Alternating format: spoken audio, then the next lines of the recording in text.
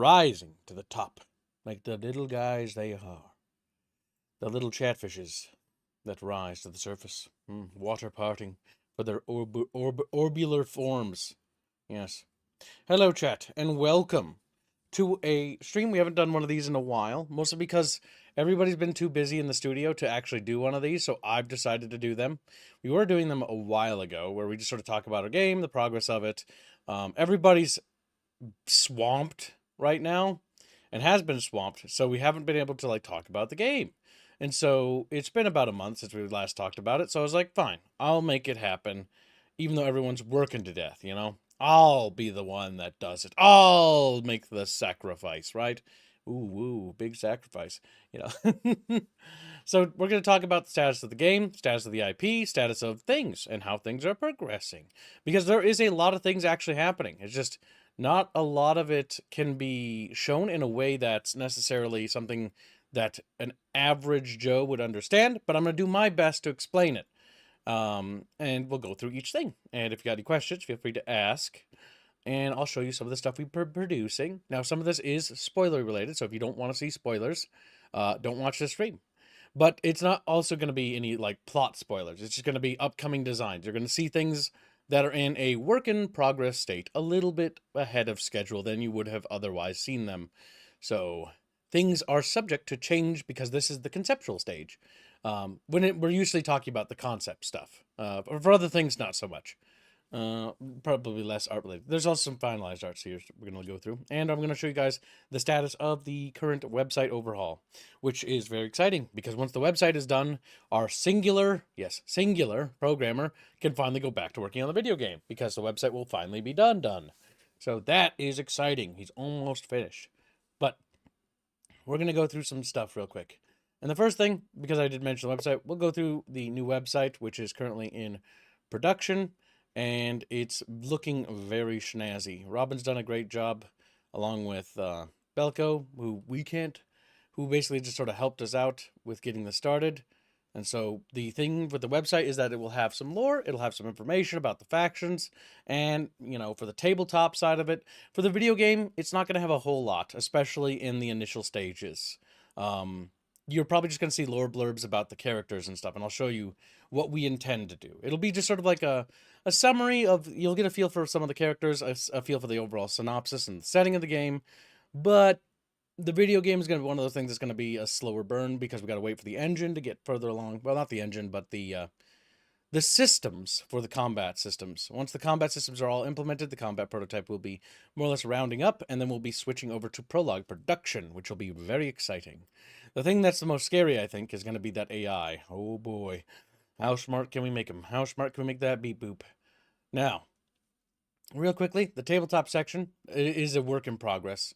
So there's a lot here that has to be done, but programmatically, Robin has done a pretty good job of this thing. Yeah. Like, it's got information. It's basically going to give you, and it's actually got quite a bit of information. And I wanted to push for this lots of information about the setting so that before you buy, you can get a good feeling of what it is you're buying. So unlike a lot of other people where they sort of just don't have information about units or like their lore, etc., like, bear in mind, this is literally placeholder, but you'll be able to see information about regulars, city guards, javelin skirmishers, scout cavalry, light cavalry, elite units, what they have, what their offering is, irregulars, you know, what kind of illumine stuff they have, the sub-factions of a faction, the overall history of a faction, and a brief summary about the faction in question. Which I really like this layout because it gives you a lot of information about what you're going to be getting into. Now, as you know, with Now, a lot of tabletop stuff, hold on. As you know, with a lot of tabletop stuff, we don't intend to sell you unit packs or anything like that. So when this is up, it's going to be a one-time purchase. Meaning if you buy the Astrid Empire, you own the Astrid Empire. You're not going to buy, I need to buy another division or another regiment or whatever. It's like, oh, God. That's cancer. I do Go ahead. disagree slightly with Kibbs on the amount of information that should be displayed That's here not because I something you think a can lot disagree of it. here. That's That's fine, but I was gonna say that books will also have a lot of info in them. yes, the books are going to have more information. And no, I am not going to compromise on that. I've Which already is why I'm made not fighting it. my decision. Bad Jumpa. I need to get the spritz bottle. But yes, the fear cord obviously is just mostly placeholder. We don't even have artwork for them, by the way. Well, we do, but not for the lore stuff. It's just sort of very loose for them because they're the next faction coming. But yeah, so that's Terrestrial War.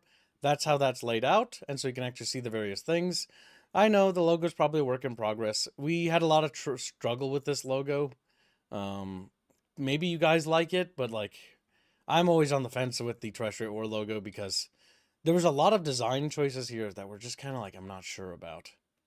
But not sure if we're gonna change that. I probably will because I feel like it's too noisy. Might drop the blade behind it. It was supposed to be cool, but feels like it's just too much clutter.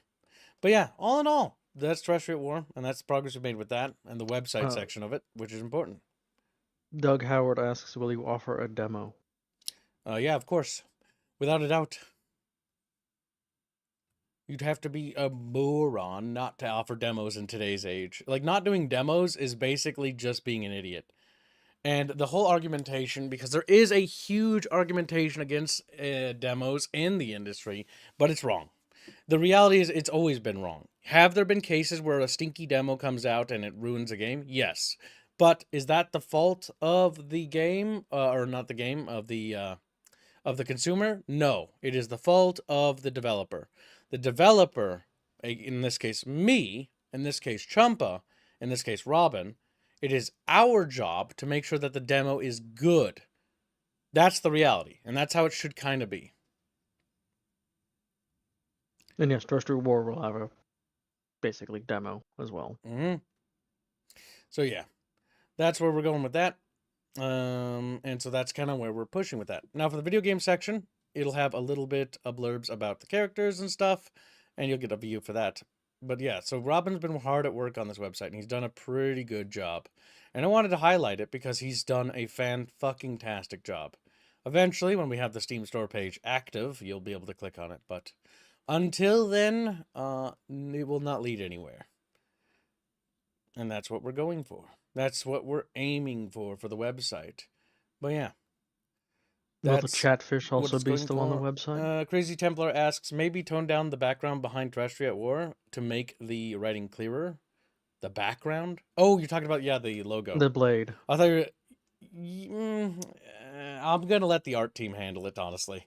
I think the reality is that sometimes when we're working on something, what can occasionally happen is too many chefs in one kitchen. And this is a case of too many cooks in one kitchen. That's what happened with this logo. I am happy with almost everything else here, actually, artistically. Like, fantastically on point. The logo was the case of, it was supposed to be done by Sala, but a bunch of people started jumping on it in the team because everybody's excited, you know, it happens. And that's good. Excitement's good, but it's got to be curtailed. And this logo was designed way, way, way long ago, by the way. And that's one of the issues. It was before we fixed one of our issues we had in our studio, which at an earlier stage we had an issue where it was a bit too open, meaning that people are allowed to comment inside the studio and still are, but people were allowed to comment when the like formation of it was happening. It's like, all right, let's quiet, let it cook, because otherwise it just gets a bunch of added elements. So yeah, because the thing is, if I were to look at the logo, my biggest issues with it is that it's really cool. I like the idea of it. However, the execution leaves a lot to be desired. Like the blade itself is just like I feel like the blade is just too detracting. It's trying to do what the other logos do, because the other logos do this too, because it's trying to follow a similar motif. Because Echo Second Age has this like frame around the text. So does Legend of Terrestria. This one's a bit more experimental because it's a little bit more like jagged, a little less, normalized. I think we might just need to normalize it just like we did with Terrestrial War, and that will solve that problem pretty quickly. The issue here is I think we broke form. But yeah, that's it. And that's all I have to say on that. But yeah, I'm pretty happy with the website, and I'm mostly happy with the fact that Robin's doing a pretty good job with this thing. Even getting features that we thought were not able to work actually functional. So that's the good news. So once the website's done, it'll be mostly useful for you tabletop guys because you'll be able to access the tabletop section, and this is where you'll buy and own the things when they're released. How it's supposed to work, and this is again in work in progress, is that you'll have an account. Your account, if you own it, means that you can just download it again, right? We trust you guys, to, not distribute it. But that reality is, the internet's the internet. But when it comes down to it, I'm not going to add any silly things. So if you download it, you own it. If you buy it, you own it. You can download it. You can download as many times as you need, Easy peasy. No limited bullshit. And that's going to be the plan with Terrestrial War and tabletop stuff. So once people buy it, once we have that set up, you'll own it and you won't need to buy it again. The other plan is, so long as our crowdsourcing goes and continues to go as well as it has, pretty much the plan going forward is that you will not be buying any more stuff. So if you buy a faction, any new units or heroes, and I'm a huge push for this, my intention is that you won't buy it again. You just own it forever. Because I like the idea that you just one-time purchase a faction and you just own the faction. No tiny little purchases and no astronomical costs. Not like 200 or $100, but like 50. 50 or lower. Ideally, I would like it to be lower. 6 billion pesos. But yeah, that's the idea. It's to make it super accessible, easy to get into, and easy to collect. And yeah, we've done a pretty good job there, I think. The art team has done a good job, and Chumpawumpa has done a good job. And on the subject of the tabletop, is there anything Chumpa would like to talk about with the tabletop's progress, considering that we're talking about the tabletop section of the website? So, for those who don't know, which most of you already do, but we do have public Terrestrial War meetings every Sunday, about an hour before normal stream time start, where we go over progress on it, and like the community can give feedback as well as suggestions and potentially even influence changes coming down the line. In regards to progress for it, effectively down to the last 2 sections, the leadership, morale, and whatnot, as well as the Illumine section, is all that really needs to be worked on or rewritten before the core rules are at 1.0, so I'm fully expecting that to be done within this year. And then from that, it's just Astrian Empire fleshing that out, and then Nefir Court is right around the corner. Mm-hmm. Yeah, that's pretty cool. Won't be long before we get more factions, too. Just kidding. That will be a while. Because budgetary constraints, which, by the way, I wanted to talk to Chatfish about budgetary stuff.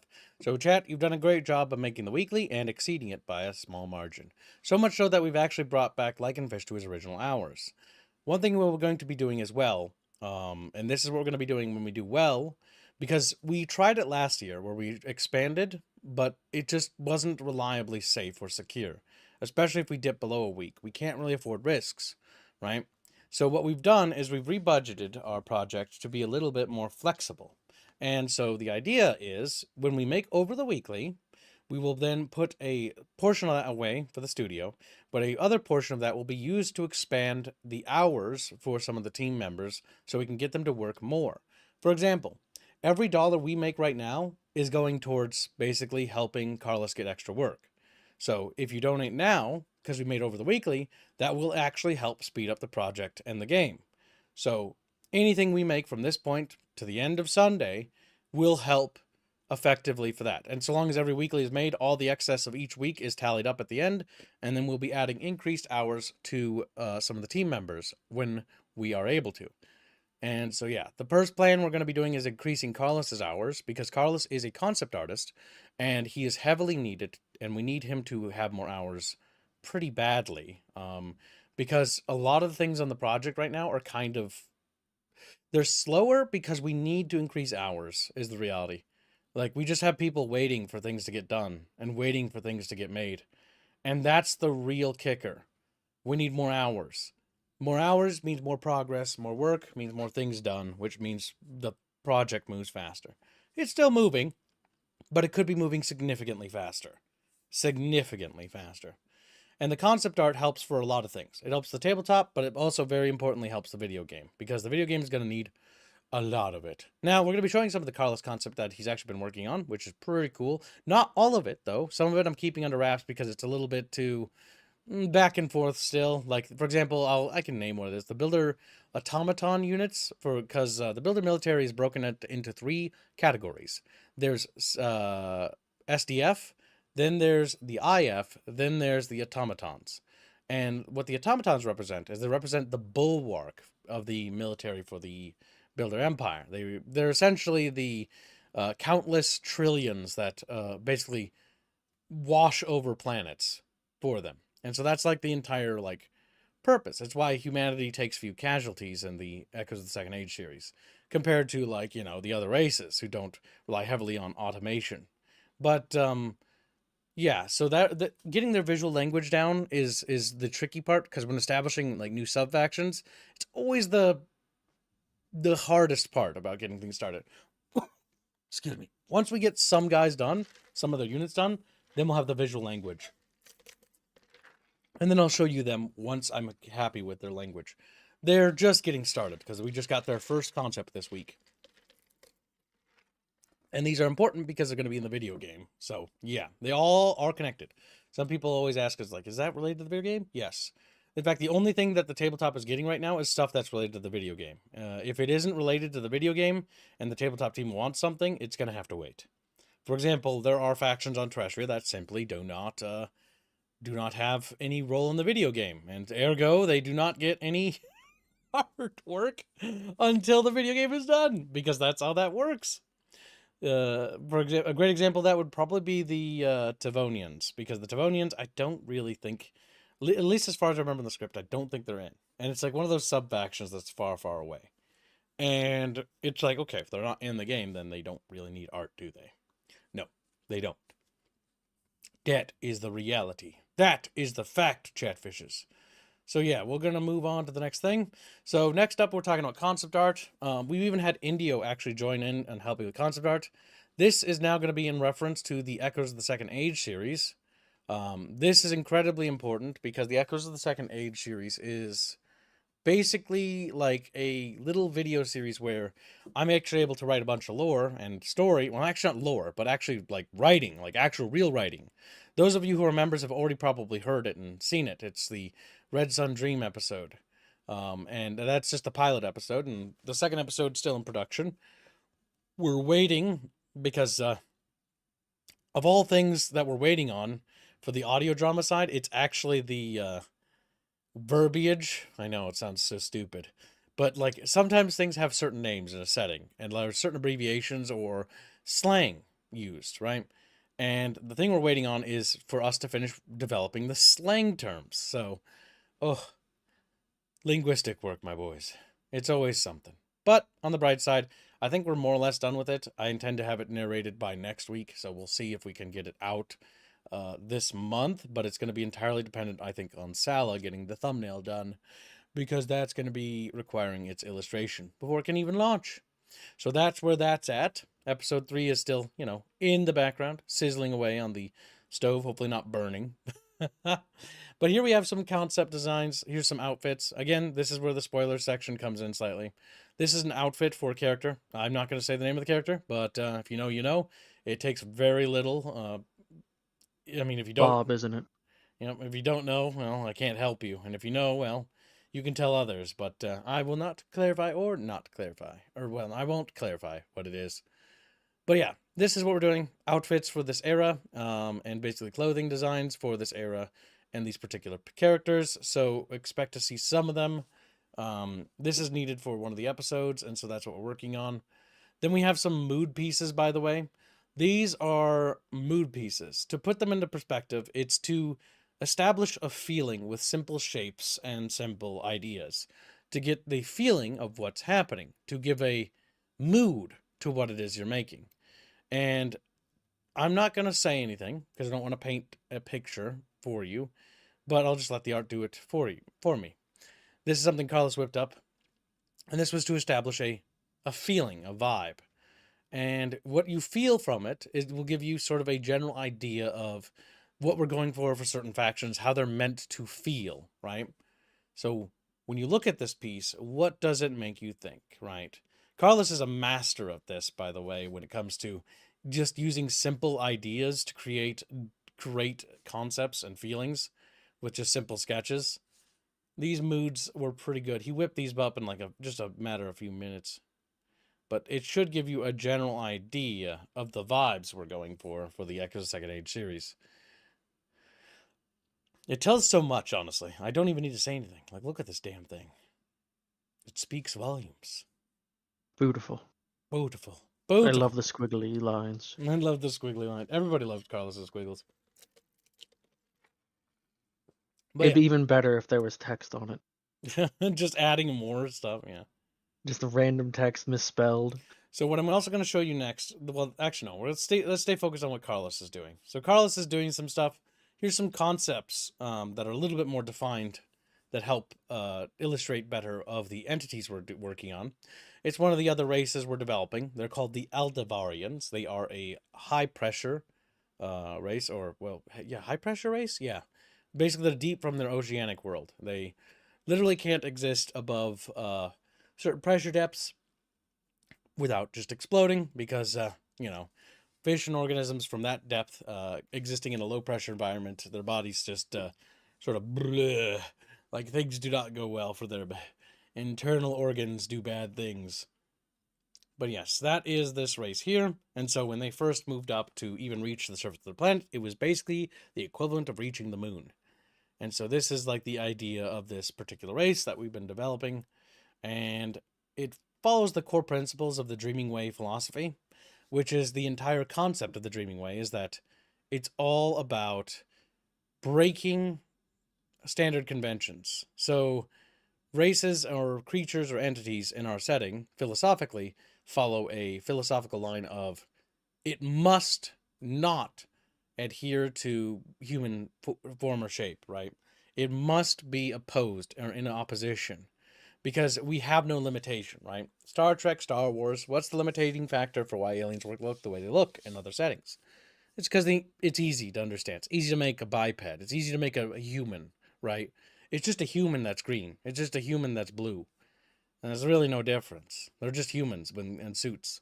And so the idea with this is like, okay, we can take this form because we are working in a medium in which we can actually explore the concept of xenobiology in its truest sense and actually exploring xenobiology in a way that's actually fun and interesting without it being like everybody's human. No. Everything here is adhering to different rules, right? How does a creature like the Aldavarian move on land? Well, it uses things like repulsor-based tech. Allows it to basically treat the above ground as if it was the water, you know? And so with these sort of like philosophical design choices that we've made here, we've been able to make the races of the Dreaming Way very starkly contrasting. Now there's always going to be similar familial structures, right? Mammalian or reptilian, etc., etc. Or, in this case, cephalopods, I guess, a cephalopodic family or whatever. But it does mean that you can do a lot more. And that's really what I want to push the angle of this as the director of this project. And that's always how the writing has always been, even if I read the old books, was that it was always otherworldly. As a kid, I always sort of imagined it being like sort of like a wacky, dark Dr. Seuss, where it's like, oh, the places you'll go, all the things you'll see, except the things will be really fucked up. And sad. Yeah. My back itches. There. So yeah, that's what we've been working on there. And then obviously what they look like underneath, it took a lot of conceptualization. But yeah, so it's basically a long journey of just figuring out what things look like, how they function, how they evolved, how they work the way they do, what there's their biology, what do they eat, how do they function, how is their society, do they have any religion, what is their philosophy, what do they think, how smart are they, you know? Any race that reaches the stars surely must be competent at something to have gotten off the What if rock. what if alien race, but it is rock? Rock people. That's Rock people. rock people. I can't confirm or deny rock people, but I can only say that My God, it is a chat. likely possibility. Rock. Likely What about rubber people? that might be a bit of a stretch. Damn. No chatfish, I guess. It's like, whoa. So yeah, that's the work we've been kind of like doing there. And so this is, I think, been a really fun section. Like, it is really cool because, like, I don't know, it's hard to explain, but I can try my best here. Basically, as a little kid, I wrote the lore for the second age in basically elementary and middle school. So it's the oldest lore of the setting, right? Terrestria is technically a lot newer because it was written during a period when I got out of high school was when Terrestria came into being. I can't remember. I have to go check because I dated things. But it was like 2013 or 2014, right? Around that ballpark when some of that terrestrian stuff started to really get expanded upon. And it wasn't really till like 2016 when it really exploded. I think it was 2016 or 2015. I can't remember 100%. Things are written down. Unfortunately, I timestamp things because I can never remember the dates for when things came into being.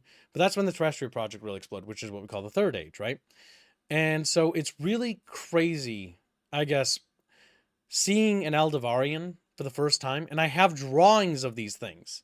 Like I do. Like very, very, very old drawings of these things that I made as a kid. And it's so strange being like, oh my God, that was like in 3rd grade and 4th grade.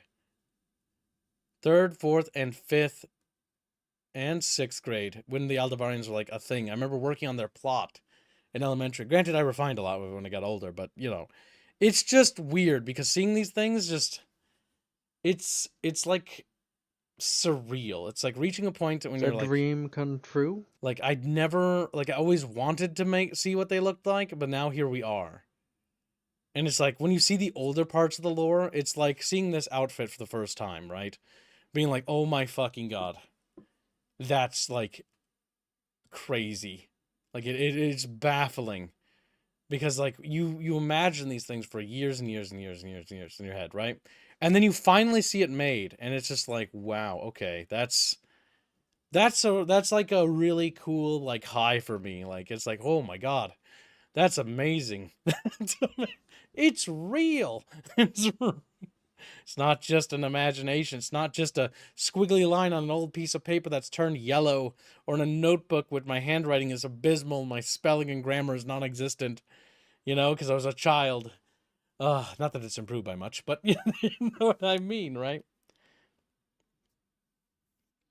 It's so wild. But yeah, so things have really kind of grown here. And this, I think, has been really cool to see the Aldevarians get their time in the sun, so to speak. The glorious Aldevarian Union. They just want to help. I want more timber. They just want to be friends. The Timmer are coming. But the problem with the Timmer is that Timber-made outfit. I don't like you. And I don't like Carlos. And I don't like Carlos. It's so easy to get him to do those things. They'll turn my fucking setting into some weird fucking Into a maid shit. cafe.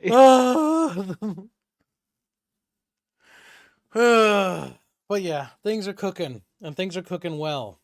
But beyond the Echo Second Age stuff, right? A lot of it's down to conceptual work because a lot of it has to be designed, and the payoff is going to be so, so sweet. I can say very little more on this, chat, but when we get to the prologue, the work that we're doing on the Echoes of the Second Age will truly pay dividends then. You're gonna see in ways that no one else has ever done. Later.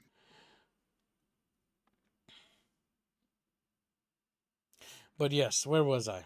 Yeah. So that's the state of the Echoes of Second Age series. As a refresher and a recap, because I saw a bunch of people jump in, the state of the website was covered earlier, and the website's very nice. I'm very happy. Once the website Spin the mouse around the buttons. Yeah, Robin got this feature back on. It's super cool. And fancy. I don't know why, but like everybody on the team is like, wow, that's cool. Fancy. The mouse is a light source. Fancy. That's fancy pantsy. I'm just too enamored by such simple things, I know. This is probably like mundane to everybody else. But to me, it's like, wow. It's a nice UI element that makes it feel... We're so cool. We're better. So cool. It makes it more immersive. Yeah. I like it. I like it. I like the website. Terrestrial Maid Cafe when? Or VN? Visual novel? Yeah. Oh, God. Bino's on the case. Bad Chatfishes. Bad. But yeah, so like, oh my God, boys. And I can't thank you guys enough, because you guys, like everybody in the audience, whether you're super interested in the project I'm making or whether you just like hanging out with us, it doesn't matter. It's all good. I couldn't do it without any of you guys. Like, this has been my childhood dream, and so many people told me it wasn't possible. That this was not possible. But it is. And it's wild because like I've too for a good while. I was very stubborn and I'm a stubborn person. So I just didn't listen. I was like, "No, you're wrong. It's possible." But in the back of my mind I was always like, "Fuck, are they right?" Like is it possible? I was never 100% sure myself, and I never am, but I'm like I'm going to do this and come hell or high water. And like, "Oh my god, here we are, boys. Here we are, boys, and we're doing it. We're cooking."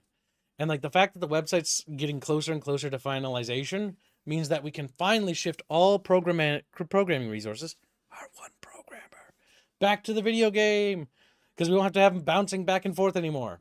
So yeah, the big thing is Robin is doubling down on this. So the video game hasn't made any progress since we last talked about it. Or no, that's actually not true. It did make progress, but it hasn't made progress since the last time Robin, on Robin's channel, has streamed the video game. Robin has been focusing on other things. Robin is also deserving of head pats and shout outs because Robin is basically my right hand man when I'm not in the studio. While Chumpa and I are busy doing other things, Chumpa's my left hand man. He's doing the tabletop game. Robin is actually running the studio while I raise money. So great job Robin's been doing. He's been doing a great job. Fantastic. While we He's slave away making money for the studio. Spunk Jam says, looking good, gents. Yes, this all credit for this goes to Robin, by the way. Robin as well as Belko. Belko helped out for a bit, but after we paid him for the initial help we needed, we wanted to make sure that we didn't overspend. He was a friend of Indio who came on to help the project, and he helped out tremendously, and we can't thank him enough. There's some funny things about Belko's programming that I thought were funny. Because apparently, I didn't know this, but I learned this from Robin. But Belko, when he coded stuff, he wrote it in Portuguese. And so Robin had to change the languages. Which apparently I didn't know this either, but apparently when it comes to programming, some programmers that are domestic for their country only code in their language. I didn't know that. So I learned something new. Pretty You interesting. remind me, Kibbs, of a thing I saw of someone asking if people also have issues translating their code to English from Hebrew That's actually a thing because they too. thought you had to code in Hebrew because that's all the tutorials they watched. Yeah. So that's like something because I'm not a programmer, I'm a writer and a designer. So I don't know much about this stuff. But hearing To that was answer your interesting. question quick, was on Igniter. No, the new website's not up yet. Nope, it's not up, but you can take a look at it. I mean, technically, you can just type in that right there and you can end up here if you just want to look at the work in progress. Bear in mind, it is a work in progress. So, but if you want to browse it, you can. You can check out the different tabs. There is some lore here. There is actually little tasty treats for you here.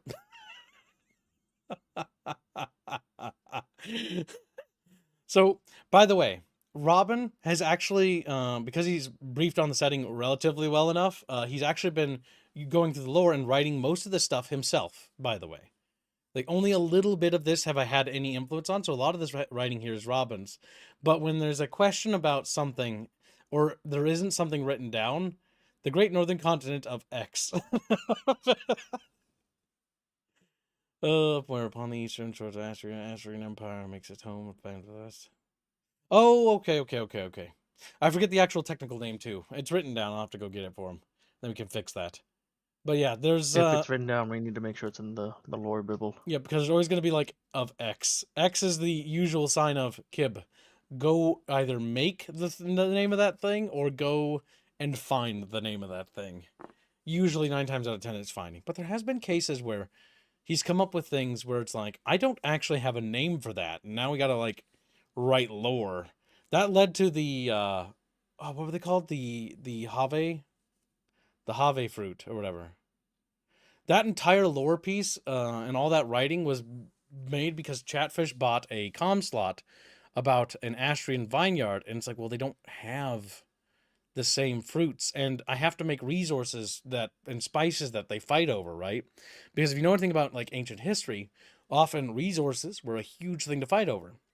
And one of the valuable bits about Northern Krynos' position, and what makes it strategically important to the Astrian Empire, is that there's a special flower that grows in the shallows. And I forget the name of it. It's not the Have, it's the something else. It's the flour. They need the flour for the other part of the ingredient, if I remember right. But either way, they have to harvest it there because it doesn't grow in other climates. It's actually a very delicate little plant. And You it's want me to actually, look up the lore on it? it doesn't matter right now. But either way, it's basically just it's like the equivalent of like spice and peppers, right? People fight wars over shit like spices. The spice trade. Spice trade is huge. Thousands, tens of thousands die. Empires rise and fall for the spice. Because the spice must float. Like, what? But yeah, that's just like the general principle. Because I like to make unique resources. Resources are fun. Resource wars are my favorite thing to write. Wars with like reasons beyond just like territorial gains, like the Nefir What about Accord. logistics? Logistics are also not terrible. Logistics are fine. Especially Logistics are great. when you write logistics and you're like, oh my god, this war is hell. And they're like, yeah, it is hell. More logistics, chat. Oh, oh. Do you have any More idea? things I can spurg math about. Chatfish, you have no idea how much logistics are relevant in this fucking game's plot. You don't even know. You don't even... But you will find out. You'll be like, what the fuck? There's an entire subplot about logistics? It's like, yup. Chatfish. How long would it take a chatfish to get from one city to another if they're laden down with 3 bricks? Laden down. What would their average speed be? Average speed. It's like Sparrow. This is a Monty Python reference. It sounds like it. It can be. But yeah, making this has No, been but a true dream. It's been a true dream. Now to the next thing. We've talked about the website. The website is the most exciting thing for me. Mostly because, like, oh my god. I can click on it, and it's like, there's, like, lore and stuff. Like, the writing is here. Yes. Because, like, You need to go over all of it still. I know, I do. And some of it's not in English. Oh, this art piece is so good. I'm glad we found a use for it. I liked when Salah had that guy in the rock soy jacking. This man here was soy jacking in an earlier iteration. He's like, ooh! This piece almost broke Salah, though. This piece was... We pushed Salah to the brink with this art piece. And honestly, it really showed me how like powerful Salah is as an artist. There's mountains and the rocks look great. I wonder if there's an Easter egg in this one. All it made me decide is that I want to push Salah hard again. But I'm letting him have a break. He's getting easy pieces for now. We need another one of these big illustrations for the other factions. What? Could you zoom in to the sky above the mountains on the right? To the right. There's a mountain over there. It's catching a little bit of sunlight. Enhance more. There's a circle shape in those clouds. You're retarded.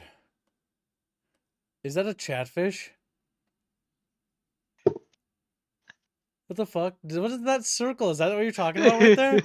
That is what I'm talking about. What the fuck is that? That's so weird. It's like a little bubble. It's probably just a coincidence. It looks like an eye and a little fin there.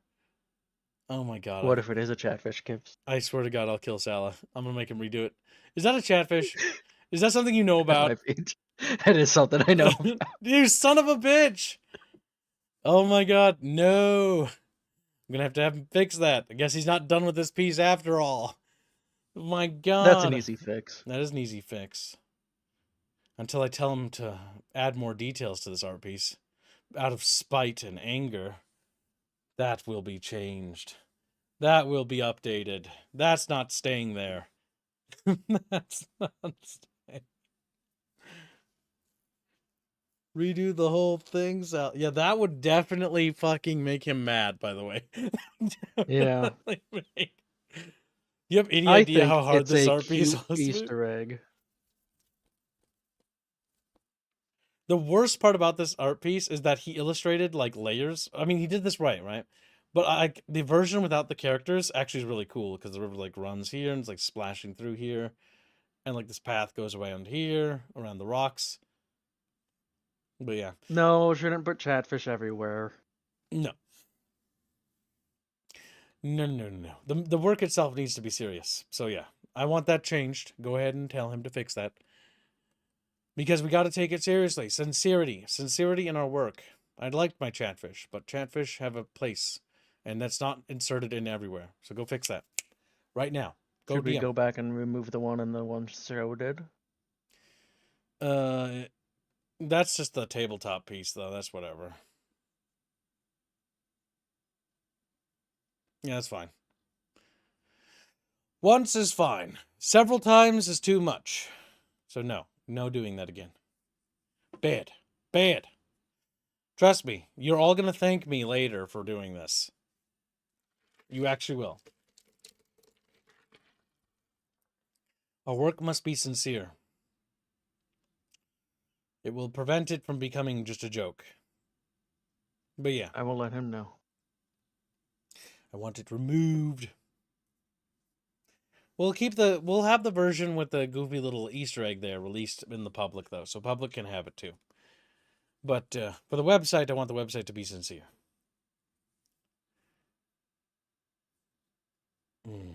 No, Easter eggs are a privilege that we can put in the game when we're done.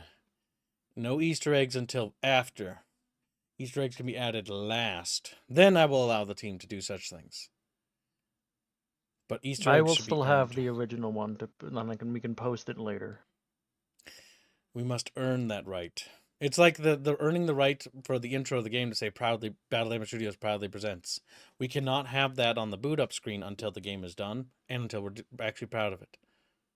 That's a big deal for me, because when we release this is a passion project. It must be something that it's not like, oh, here's a game. This is a work of art. This is our passion. It's special, and no one else has anything quite like it. Yeah. So back to the thing. Next up, I'll show you some panels. This is a work in progress panel that little Licky Boy's working on. This is for the Red Sun Dream. Now, by the way, the Red Sun Dream will only have 2 or 3 videos that is going to be fully paneled. If the entire series is to be paneled, you are going to have to fund it. That's something that's just going to have to be. And we will actually have certain dono goals for that to happen. If we do not reach those goals, the series will not be continually heavily paneled. Mostly because it is a lot of money to do this. Like, a lot of money to do this. I don't know how to say this in a way that I can really emphasize a lot of money to do this. Because paneled series is like 30 art pieces. It's like 30 to 20 illustrations as an episode. It is very expensive. That is insane. That's like $1,000+. That's like way over. Is that the one he's working on? No, that art piece has been done for a while. This one? The Sallow one. The Sallow one. Yeah. This is the one Lycan's working on right now, yes. Sala finished that ages ago. Sala's migrating over to other things. Sala finished the art piece for I'll show you. The last thing Sala did for the video game is actually something you probably have all seen.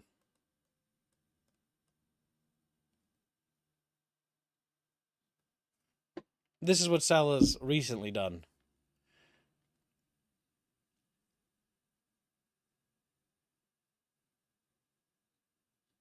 There you go, chat. See? My God. It's beautiful. But yes, this is the last thing Sala produced for the game. He's working on something else, but it's work in progress. And we're waiting on Carlos's concept art to get more stuff done. Thank you for the nation, Champa. I missed that to work. Yep. So good luck at work. Goodbye. But yeah. So this is the last thing he's actually gotten done. It's very good.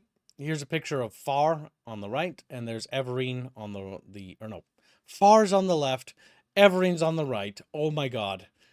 And you can see a little bit of the background there. He's going to be doing each episode uniquely, so each episode gets its own cover. That is going to stay the same for everything. Chat won't need to fund that. Each episode will get its own cover card. There are about 7 to 8 episodes for season 1. I say possibly 8 because episode 3 was just so fat, I had to move like parts of it onto a different episode. And so it might be prudent just to add another episode to the season so that I don't have like an episode that's just fucking morbidly obese with like 6 plot elements in it. I just don't want to do that. That's bad story structure. And so I'm probably going to have to end up with 8 episodes. Like I said, it would be around 7 episodes. It just might inflate. But yeah. Oh well, what can you do, Chatfish? What can you do?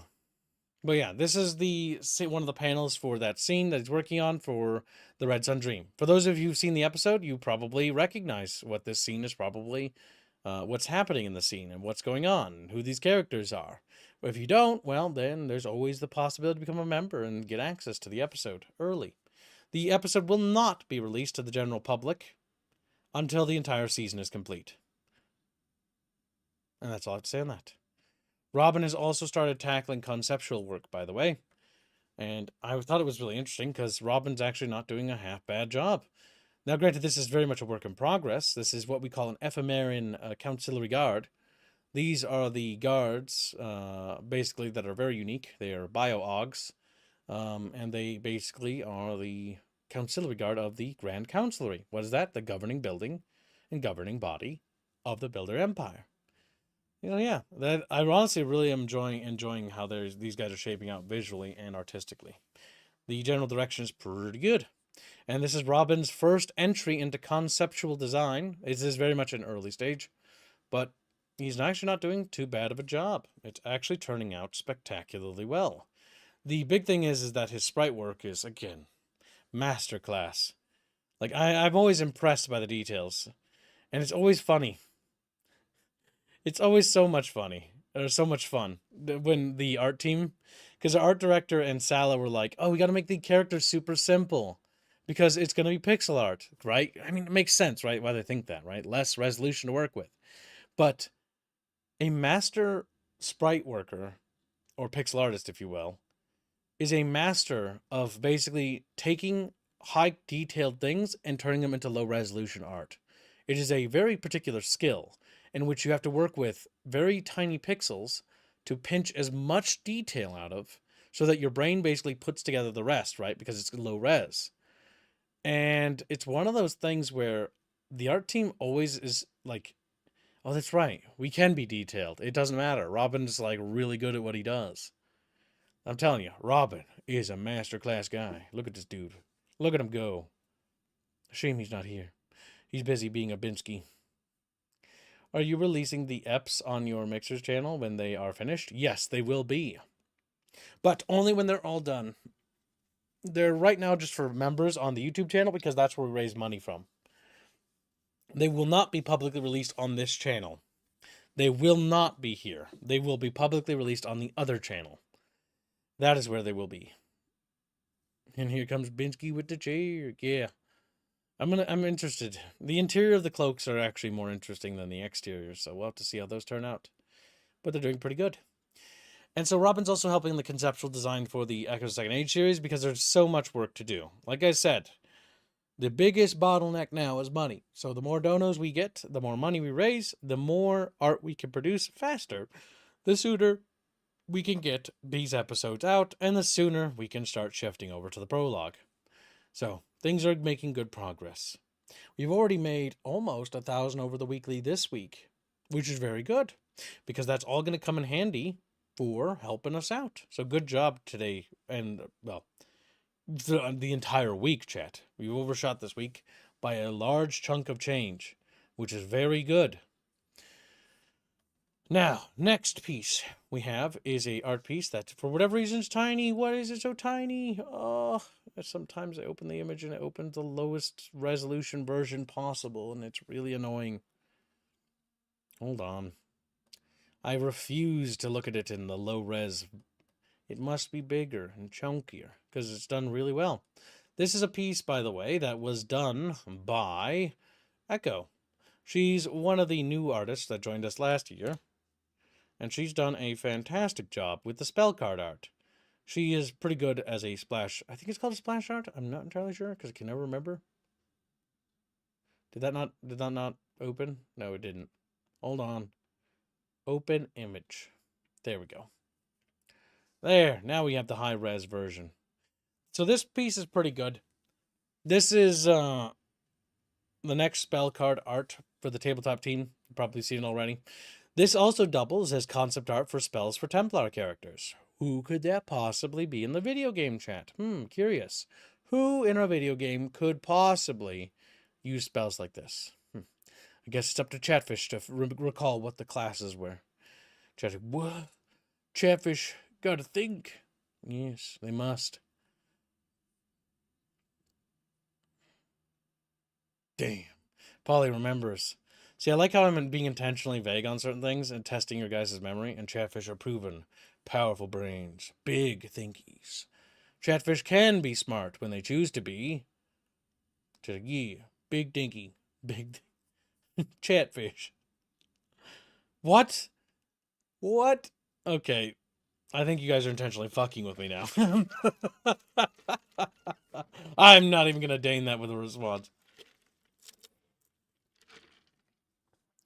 But yes, there's a Templar using one of our spells, which is basically like a lightning spell. And honestly, I really like this quite a bit because it's actually just a big electrical beam. It looks like actual lightning, not like tiny billions of strands, like little spaghetti, but like actual lightning, a bolt. And her use of color here is really good. The blues really just pop really nicely. Very well done. Where's our Man of Terrestrial piece, Kib? I have no idea what you're talking about. I don't track those things. If you guys funded it, it was already in production, or I think it's already out. If it's one I'm remembering, it's already been released ages ago. It was done by Palu, right? Peters or John Terrestrial before this, Kibbs. You should show that as well. No, I think fan art should be relegated to fan art, not debuting on streams where this is official works. He's like, yeah, take that. But yeah, this is the lightning piece. It's pretty good. Have I shown all the art I wanted to show? Yes, I showed you a lot more than I probably should have, but you guys we haven't done one of these in a while, so it kind of felt like it was time to do something. Even though everyone else was busy, you know what I mean? Just a little busy. So I showed some stuff. Which means that now they'll definitely have less to show when it's their turn. Wah, wah, wah, wah, wah. Which means they'll have to make more stuff. Wah, wah, wah, wah, wah. So clever. I actually suffered this spell today. It killed so much of my heavy calf. What are you telling me? That's a bit of a shocker. How many did it kill? Just like, damn, pun. Some could say it was an electrifying experience. Just, no. It was released. It was a man in armor. Okay. I mean, I'm pretty sure because I'm pretty sure they're caught up on all that stuff. As far as I'm aware, I haven't been able to test out my berserkers out on you yet, Grizzy. Good. I saw the tabletop team has been making lots of good progress. Very good. You're becoming strong without the kib needing to hold your little fins.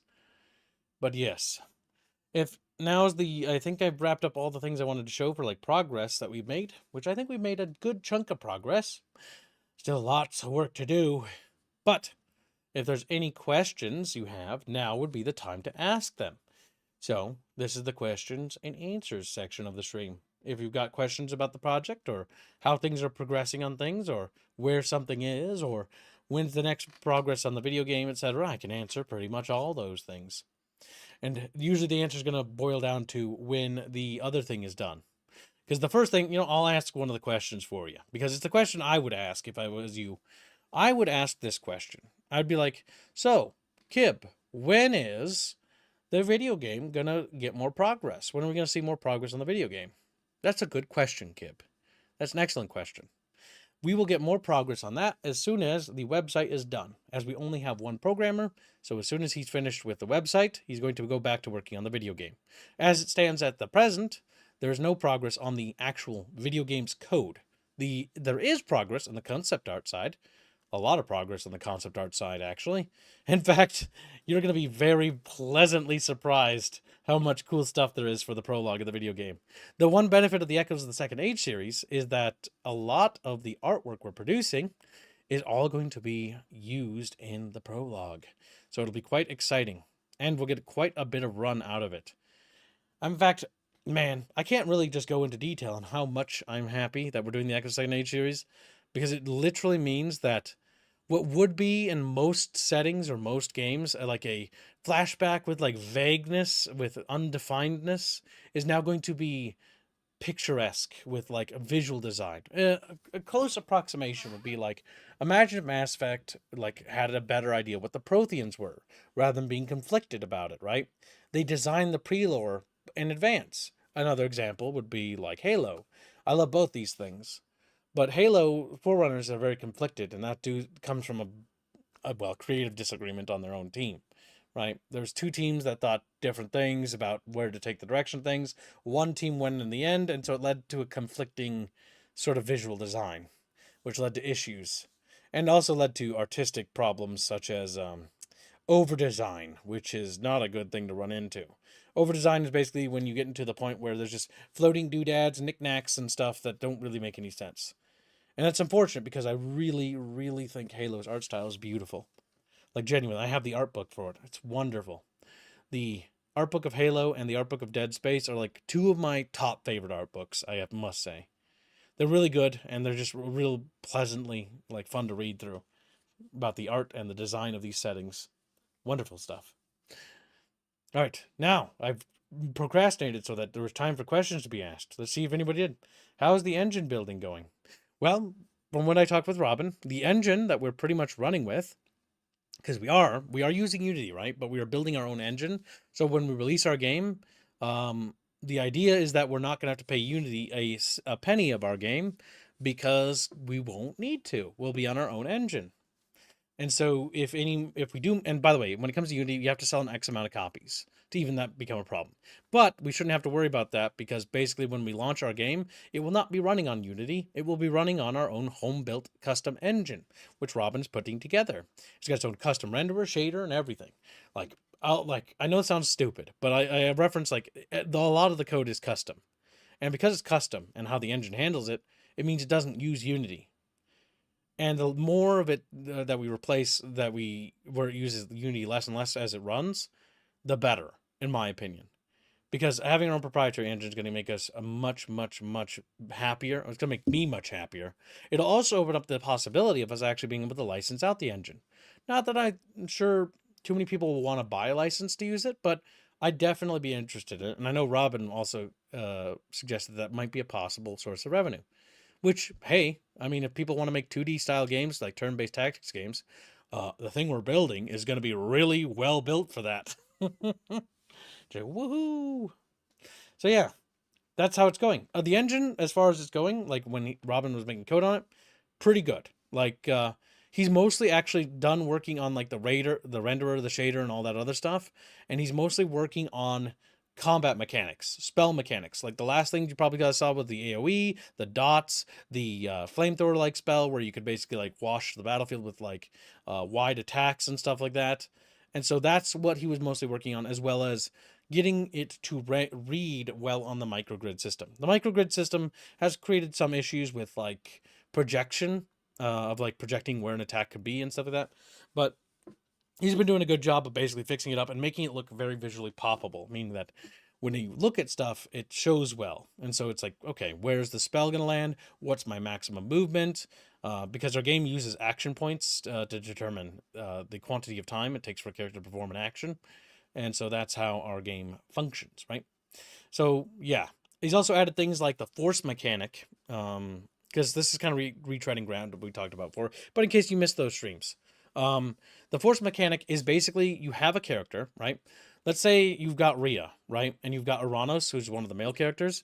Rhea is a woman with a small frame. Yeah, she can do hand-to-hand combat stuff, but in reality, she doesn't really have the frame or the mass to shove or push. Rhea can't really engage in the force mechanic. Rather, she's a victim of the force mechanic. What does that mean? Well, characters who are big and heavy, or big creatures, or large creatures, or like Luminarians or giants, they do this thing where they punt things. And that can send somebody flying off a ledge. That can send somebody flying over, knocking them over, losing their stability mechanic because it ties to the stability system. Or it can potentially cause somebody to smack into an object, and that might damage them. Now, the one thing we haven't implemented yet is a classification system. Technically, characters either have abilities that like use force or don't. Now, Aranos should not be able to use his shield, like charge bash thing, to like bash over a giant, because well, Aranos is like 5 foot, like 8 or whatever for an Astrian man, which is tall by Astrian standards, right? The little short kings, if you will, the short princes. But it's not necessarily enough to really knock over like a 20-foot tall giant. You know what I'm saying? Because the mass they have, it's just gonna not really equivalate. Like if you ever had a little brother, I have, and they like charge at you because you're play fighting, you know, and then they like, well, even if you have two of them, they like try to knock you over, and like they try, but like they don't really have the mass to pull it off because you just like bap one away with your arm. You gotta be careful because you don't want to hurt your buddies, your little brothers, you know. But you gotta bap them away, you know. And it's one of those things where it's like they don't really have the strength to stop you and beat you up. But you know, you gotta pretend like, oh, you got me. You got. That's basically that, right? Because these giants are huge by comparison to these little dudes, and yeah, it should be a big difference. Ross was the last Men of Terrestria that was funded, I think. I couldn't remember. It's written down. You'll have to check the sheet if it is, because I can't recall. Additional revenue streams are great. Yes, they are. Will characters have rigid linear progression, or will they have some amount of flexibility? The idea is that there will be flexibility in their abilities and what they are. So, philosophically, right? Hold on, I need to take a drink. From a philosophical standpoint, these three girls, right? These characters, right? Should not have the same abilities as Aranos, but they should have different archetypes. So I will use some ideas. Now, we have a lot of abilities done, but we haven't actually worked on their quote unquote tree, if you'll call it that. So right now, as it stands, because we haven't really finished this mechanic and implemented progression into the game, we're mostly just getting their abilities into the game. Where was the button? Yeah, there we go. Eh, eh. So yeah, like for example, Rhea's like a close range sort of fighter, very nippy, very agile, very nimble. But if she's hit, well, she's not wearing much, so it's gonna hurt like a train, you know? She's also kind of a small gal. She's not very big. And so she's easy to knock over. So she has weaknesses, right? But different characters have different abilities and have different functions. In the case of Aya, there's like a bit more idea.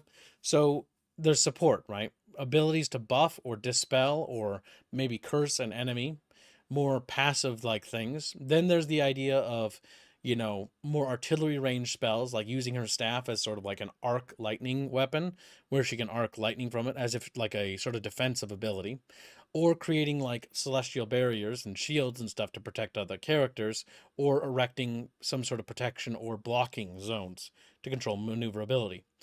The idea of making these characters and how our progression is planned to be at present at 3/15/2026 is the way we planned it for a good while now, and the way it's been planned for a good while, is that it's pretty flexible. The way you build your characters is less restrictive, if that makes sense. So when you unlock abilities or skills and powers, because most of the game's like thing is mechanical. So upgrading and increasing Aya's skills is a mechanical improvement. So you get different mechanical functions to spells and abilities that do different things rather than incremental. Now, there might be still a factor of incrementality to it, but I know I'm a big pusher for mechanical changes and mechanical ability and mechanical function and just mechanical things because I just find them more gratifying when the spell or ability from your progression activates different mechanics that change the battlescape and how you behave with the environment and the enemies in it, because that's more interesting to me from a game design standpoint. Um, the idea with her is, how do I put this? That there are different ways you can play characters in terms of their abilities. And you know, I guess it'd be better to do this as a reference. World of Warcraft would be a good example. World of Warcraft has different subclasses, right? You have a mage, then you have like arcane mage, frost mage, and fire mage. That's cute, but that's not what we do. Basically, imagine those barriers if you just erase them between the different things. So In the case of Aya, she can also be a summoner, she can be an artillery caster, she can be a support caster, and a bunch of other things.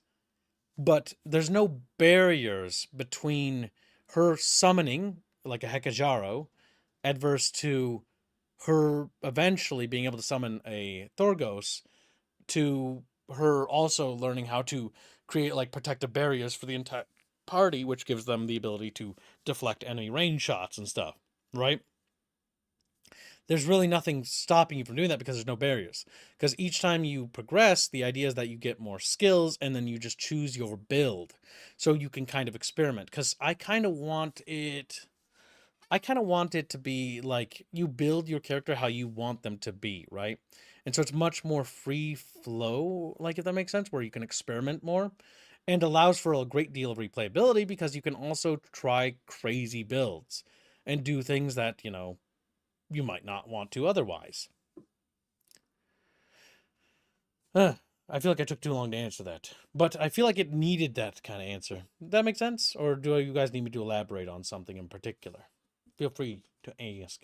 But yeah, the idea is that, again, you can kind of freely build characters to be how you want them. And so I want experimentation to be kind of like a focal point of the game because I kind of want you to try to make your own build and be like, yeah, no, fuck it. I don't want Aya to be a fucking support caster. No, fuck that. She's going to be just like summoning monsters and summoning wacky creatures to the battlefield and like changing the battlescape with her spells that basically lock down areas.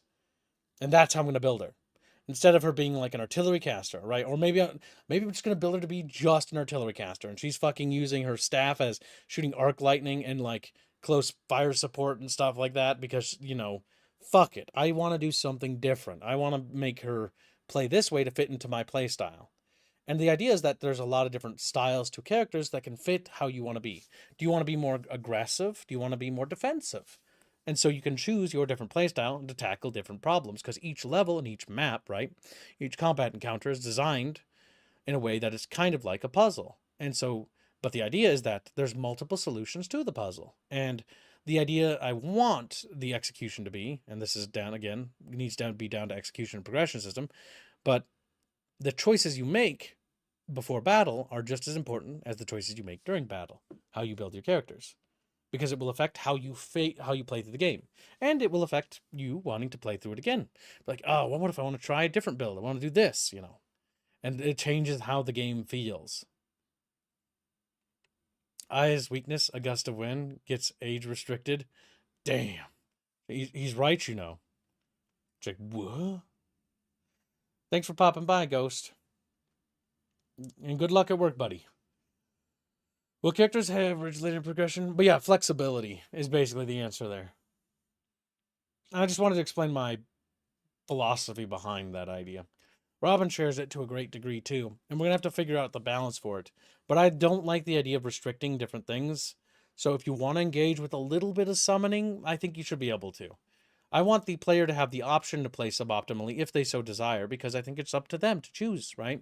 So if they want to spread themselves over every ability and be a jack of all trades, they'll be a master of none, but they can do it. And they can pull it off. You know what I mean? Through skill and tactics. I just like the idea of having a flexible progression system. Let's see. Next, how will Celeste communicate with the rest of the cast? Asking because it's something that's been on my mind since joking about her babbling at troops on the tabletop. That's an excellent question. It's a fantastic question, but it's a question I can't answer because it'd be spoilers. But I'm glad you ask it. Those are the kinds of questions you should be asking. And I like that you guys actually think about this kind of stuff. Because, yeah, no, you're absolutely right. How the fuck does Celeste communicate with the rest of them? Like, how does she? She's literally speaks a different language. And how does that extrapolate to other characters? Can the Nafir talk to the Astrians? A common Nafiric warrior? No, is the answer. No, they can't. They can't understand each other because they're speaking two different languages. So, yeah, I'm glad you asked that question because, yes, that is something we very much factored in, and I factored into the world building. Language does matter. There is the common trade tongue, which is considered Astrian, but you'll only notice that that tongue is particularly useful in port cities. But if you were to go into a foreign country and delve further into that country, you'll find that the native inhabitants, being that literacy rate was even lower back then, in different regions especially, might not be able to understand you. But yes, that is important. Oh, did I miss one from Doug? Signal boosting. Doug Howard, is there a timeline for a playable demo? A timeline? Yeah, in a sense. I think it's always been the case. But let me know if this doesn't answer your question exactly. So the timeline that we have for ourselves for the playable demo for you guys is a checklist sheet, right? So there's a bunch of things that must be completed before we can release a combat demo for the game, right? Or a demo on Steam. The things on that checklist is the tabletop war game must be done. Not only, which means that we need the Astrian, and what does that mean, right? Good question. Astria and the Nefir need to both be completed. Their armies need to be done, and their books for both factions need to be completed as well. The core rulebook must also be finished as well, so that way that is complete as well. Because I do not want that being produced on the side, because when that's done, we should be focusing more resources on the video game. I do not want to go back and forth there. So that will be done. There'll be more factions added to the tabletop, but I want to be shifting more resources over to the video game because that will be a completed project, right? The Echoes of the Second Age series, which is the lore series, that must also be done. Seasons 1 and Season 2 must be completed. It does not mean that every art piece or every episode needs to be paneled if we can't afford it. We will panel 2 of the episodes, and if you guys like it, you can continue to fund it with a new hashtag that'll be an overhead. If you don't think it's worth paneling, then don't put money towards it, and we won't panel it. We'll just move on, and we'll continue to finish it, but we'll finish it as each episode as an audio drama. And the resources will then be shifted over to, well, the resources won't be shifted anywhere. We'll still be doing the concept art, it's just we won't be giving artwork to the actual series. The artwork still has to be done because we still need it. It doesn't stop being needed. It's just a byproduct was that we could do the Echoes of the Second Age with panels for some extra money. Whether we do it or whether we don't is entirely up to you. That's your decision, and you guys have to make that as a group, whether you like it or whether you don't. That's why we're going to do 2 episodes pro bono, and if you guys like it and you want more of it, it'll be a hashtag. If you guys don't want it, and you just are fine with it being an audio drama, that's also cool. We'll do that as well. But we'll still be doing the concept art on the side. That doesn't change it, because the concept art is needed. And so this is where I'm going to talk about something that's going to be kind of spoilery. So again, a little bit of a slight spoiler. I'm not going to spoil like the plot or anything, but I am warning you. You have your warning, so you can dip out if you want to. So yeah, the reason why the concept art for this stuff has to be done, and this isn't a particularly big spoiler, like this stuff here, like this stuff, is because it's needed for the prologue.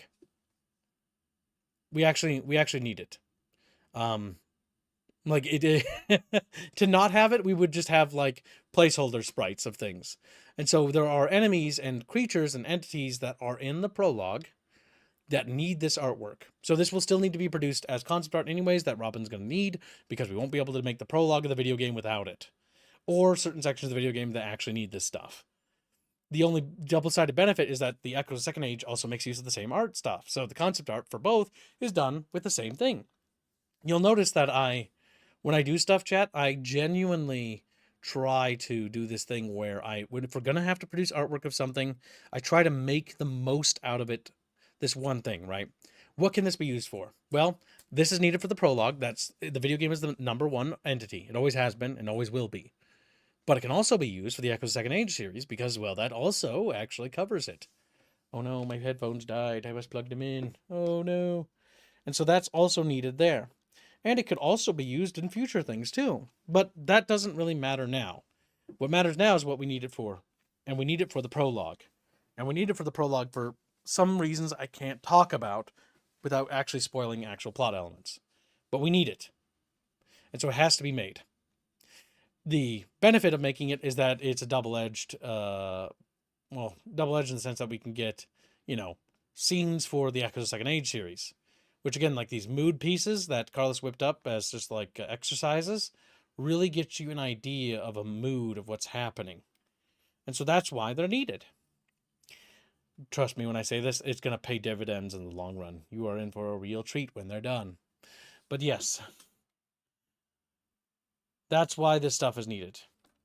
Because we need to know what they look like.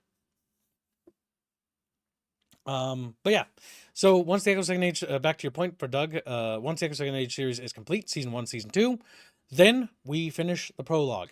Once the prologue is done, from start to finish, I can't go into details about what happens in the prologue, other than I can tell you the synopsis. It's set in the Second Age. It is basically a big pivotal point. It takes place after the Echoes of the Second Age. It actually takes place 2 years after the Echoes of the Second Age ends, timeline wise. So it's been a while, if that makes sense. Because you'll see the last episode of Echoes of the Second Age, and then the prologue is 2 years after that. So there's been a gap there. And that gap is there for a strategic purpose, but I can't talk about it more than that. But the prologue is set in the Second Age, and it follows basically Celeste, Talon, and a bunch of other characters that I can't talk about more than that because it would not be a good idea to talk about them, but you'll see them later. And it basically covers a event that happens that's very critical, that's very important. And that's it. That's all I can mention on that. The rest is going to be kind of something you're going to have to experience. And then the prologue will end. It's probably going to be a runtime. We've done the level design for it. There's a section of the level that needs to be worked on a bit more, but when I looked at it, it looks like it's probably going to be about an hour long, if I had to guess. But I'm guessing here because I don't actually know what the speed of how quickly it is going to be for you guys to get through combat encounters. I don't know if combat encounters are going to be something that's going to take 5-10 minutes, or is it going to take something like 20 minutes, depending on them. I don't know. I don't know because I don't have the data for, what's the average runtime for completing a combat encounter in our game. And how many of you just skip the dialogue, Because some people will. Like, if you skip the dialogue, I'm sure that will cut out a big swath of it, too. But yeah, the idea of the prologue is to basically introduce the combat systems, the dialogue, how the dialogue works and functions, and give you a good taste of the game. Because the prologue is actually a demo.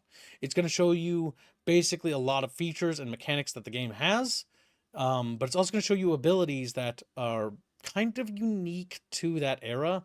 So there's a difference between third age abilities and second age abilities, and you'll see what I mean when it comes to that. Because Second Age has things like the repulsors. Like, builders can literally have some of their infantry, the IF infantry, can fly.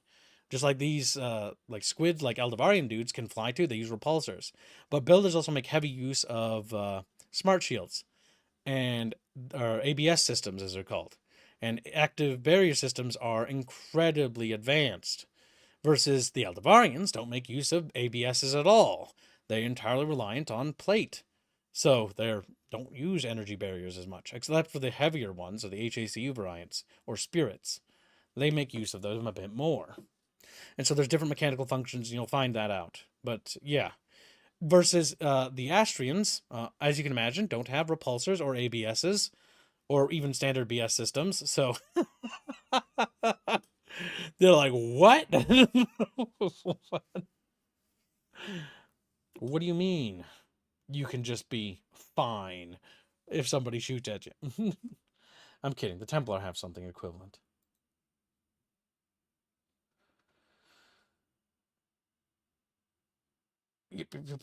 Bino just contacted me. Martin O'Donnell confirmed that the Forerunners are humans. Yes, I've known this for a long time. The original Halo team, I know this is a side topic, but yeah, it's always been that way. Welcome stream, Mr. JC King. Hope you're having a good day, buddy. Said I just got gifted membership. Thanks. Well, glad to hear. It looks like you were gifted a membership by Cisco Star. And thank you for the 5 generous gifted memberships, Cisco Star. Very generous. So much work to do. But yeah, talking about this is getting me wound up. I wish I could work on it. But working on it would be me writing nothing but spoilers for you. Kids release a demo, there's a bunch of squares. Trust me, there'll be something cool here once we have the asset ready. Okay, when the demo's released, it's going to be finalized. Now, to answer some other questions that I know, I miss audio dramas. Well, don't worry, we're working on them. It's all micro squares. So when it comes to oh god, what was I going to say? I was going to tell you something that you guys didn't ask a question about, but it would be good to give you this information. Kip releases demo. There's a bunch of squares. Trust me, there'll be something cool here when the ass is ready. Fuck, what was it? I was going to tell you something important. Oh yes, that's right. So the game will not have voice acting, at all, like on the prologue. We probably just aren't going to do that right now because it's going to be fucking expensive, and I don't want to waste chat's money buying a bunch of VAs. Like, to be honest, because like it's spending like thousands for like literally what I feel like is just not worth the asking price. Especially because if it's only done for the prologue, it's just going to be like, okay, so we hire a bunch of voice actors, we fly them to a professional recording studio to record audio lines, and then we have to hope that when we make money to hire them again, that they're all available to do it at the same time to fly out to the same studio to do it again. It's too much of a gamble. And it feels like, and if we don't do it right, then it's like, okay, well then what happens if we have to replace like Celeste VA? What happens if we replace Talon's VA or somebody? Like then it's like, oh my fucking god. Then we have two different, like, what? No. No, no, no, no. Not okay. So no voice acting. Not initially. Voice acting, I've basically consigned it to being a Kickstarter goal. So I do have plans for Kickstarter, but the way we're going to do Kickstarter chat is it's mostly just going to be a signal booster. Like the only thing that the Kickstarter is really going to do, in my opinion, is going to either fund voice acting, or we're going to get like something super stretch goalie cool, like the main menu theme will be played by a symphony orchestra or something, you know, and maybe some of the boss themes for like the final act will be given a symphony orchestra, if we can afford that, you know. Like it would be beautiful, but beyond that, like I don't want to go crazy with that stuff. Really, the Kickstarter would just be for funding a professional voice acting team, would to actually, you know, properly voice act the game. But yeah, that's the stuff that comes last, and that's only done when the game is done. So basically, when we do the Kickstarter, if and when, the video game will be done. It will be done. You can play through it from the beginning to the end. And if the Kickstarter reaches its goal, it will delay the game's release. And the reason why is because, well, we're going to have Robin, and he's going to have to go through each dialogue line, and there's going to be a lot, because it's going to be like a small book, and he's going to have to fucking go and add, you know, them to each section. But once they're in, they're in. And then we'll have it, and it'll be really good quality. And it's got to be good quality. Like, I want it to be like on Disco Elysium levels or not at all. Like, that's my opinion. We either go for that level where it's just like, fucking top of the line, or none at all. Because mid-tier voice acting or bad voice acting will completely ruin this experience for you.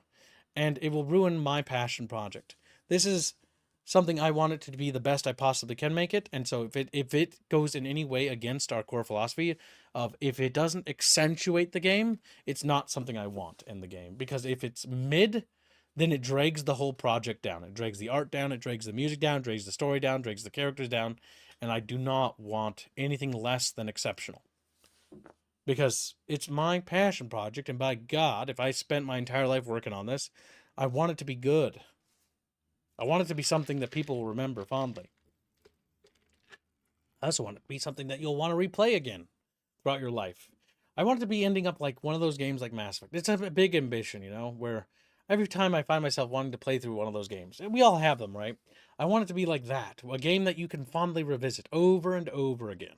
And then when we make a sequel down the road, I want that to be like that too. And eventually when I pass away, then I'll be dead. But hopefully the story will be done and it'll be complete. It might be even easier just to fly to New York or Los Angeles where all the voice actors live. Maybe. But even at the same time, like, it's one of those things I don't want to spend money on. Because, like, it doesn't make the game better yet. It would like add, it's like seasoning, it's like spice, right? It accentuates the flavor of your game. I don't want to do that until later when we're further down the line and when everything else is perfect. The music is perfect, the gameplay is perfect, the art is perfect, and once we've perfected those parts, then we can worry about that.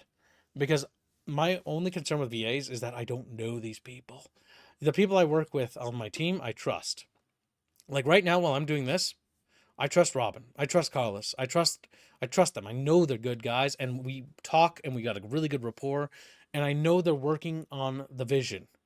I trust them. I can walk away and trust that they're doing their damnedest and their best.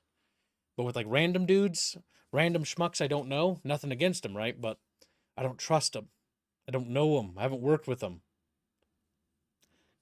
Voice line DLC after release? No, I don't like DLC. I don't want any DLC. I want a one-time game. I don't want to be like those other guys. I want my game to be, it's my dream game, and I want to be like emulating the 90s games in the sense that I want my game released and I want it done. I want it in a package and a, if I could, like a box, that'd be beautiful. But I know reality, it's not possible for that probably. But I want it to be a game you buy, and you buy it, and then you own it, and then that's it. You don't need DLC. There's no DLC. None of that crap. It's just done. Nothing. Because when we're done with this game, we should be like, it's perfect. There's nothing else I need to add to this. I don't want to look at this game and go like, man, I really wish we had added that other story section we cut. Like, I want to hang myself for just saying that. I think the idea of that, no. There's no cut corners. That's why this game's going to take a long time to produce. It's going to have all the bells and whistles of everything I want. It's going to take a while to produce. It's going to take a lot of work, and I'm okay with that. But it's going to be something I'm going to be proud of. And I want to look at this thing and I want to be proud of it. I need to be proud of it. I need to release this and be like, yeah, I'm proud of this. I want to make another one. And then I want to start work on the next one. And I want to do the next one the same way as I did this one, except with all the lessons I've learned from. Like, the mistakes I made in the beginning. We can skip over those parts. But like, no DLC. I want our policy for our studio to be no DLC.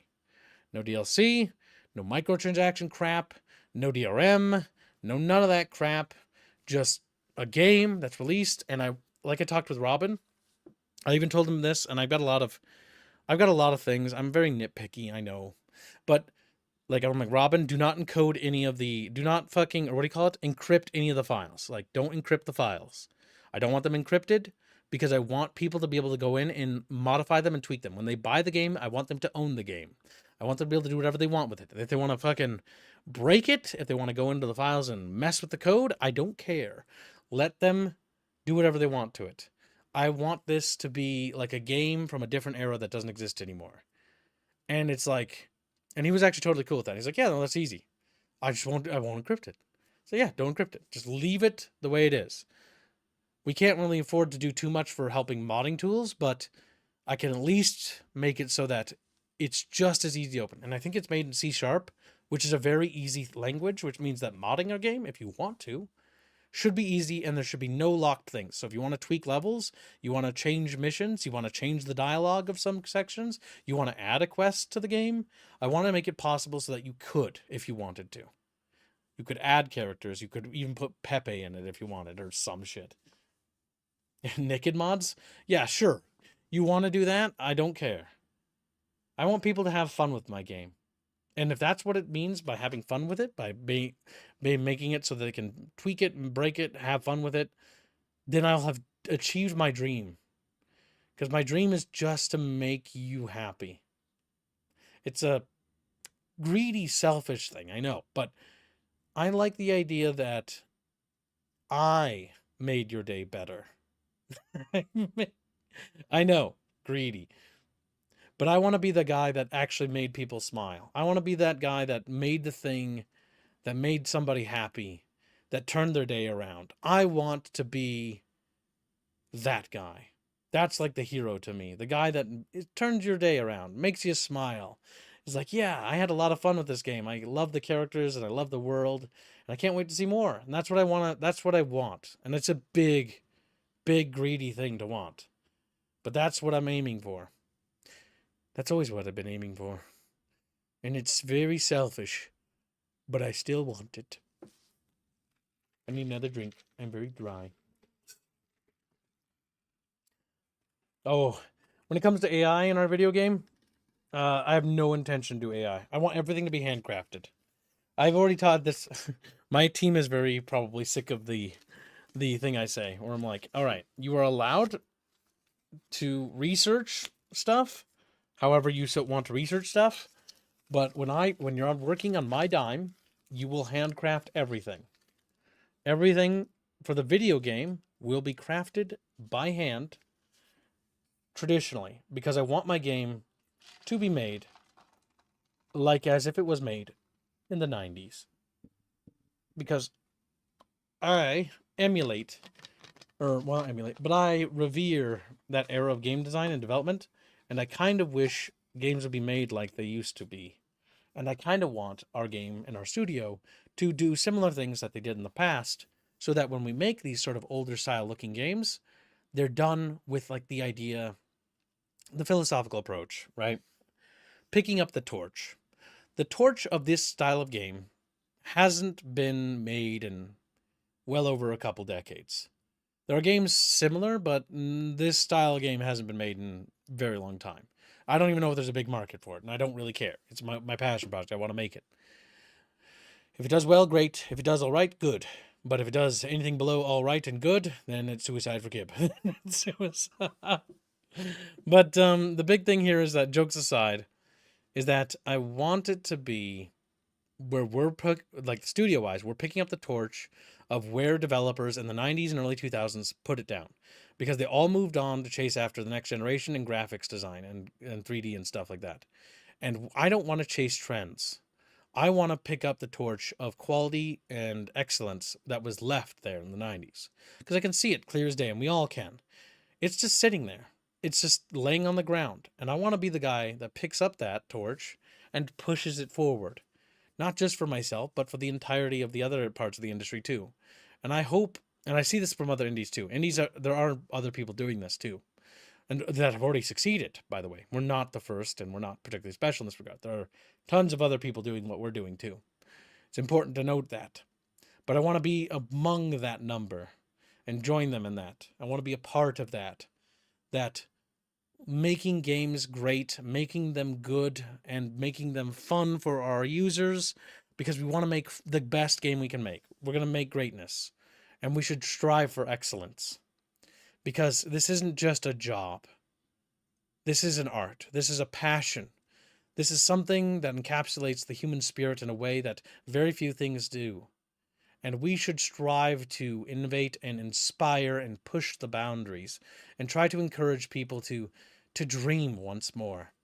And that's what I want to do, because it's what people did for me when I was a kid. When I played those games when I was little, like all those games from those periods, like they were always pushing the bounds, being inspiring, dreaming of tomorrow. And you still get some of those games today. Some of them, mostly from the AA and indie, less so from the AAA, but we still get games like that today. And I want more games to try to push for quality harder and harder. And so what I want our studio to do is I want a studio to help with that, be a part of that, making games better, making games pro-consumer, doing things like what Valve does with being like fighting for user rights, doing things right, or like Accursed Farms and Scott Ross, right? With the idea of like games should have a sort of policy to be lasting forever, right? Well, how can we help with that?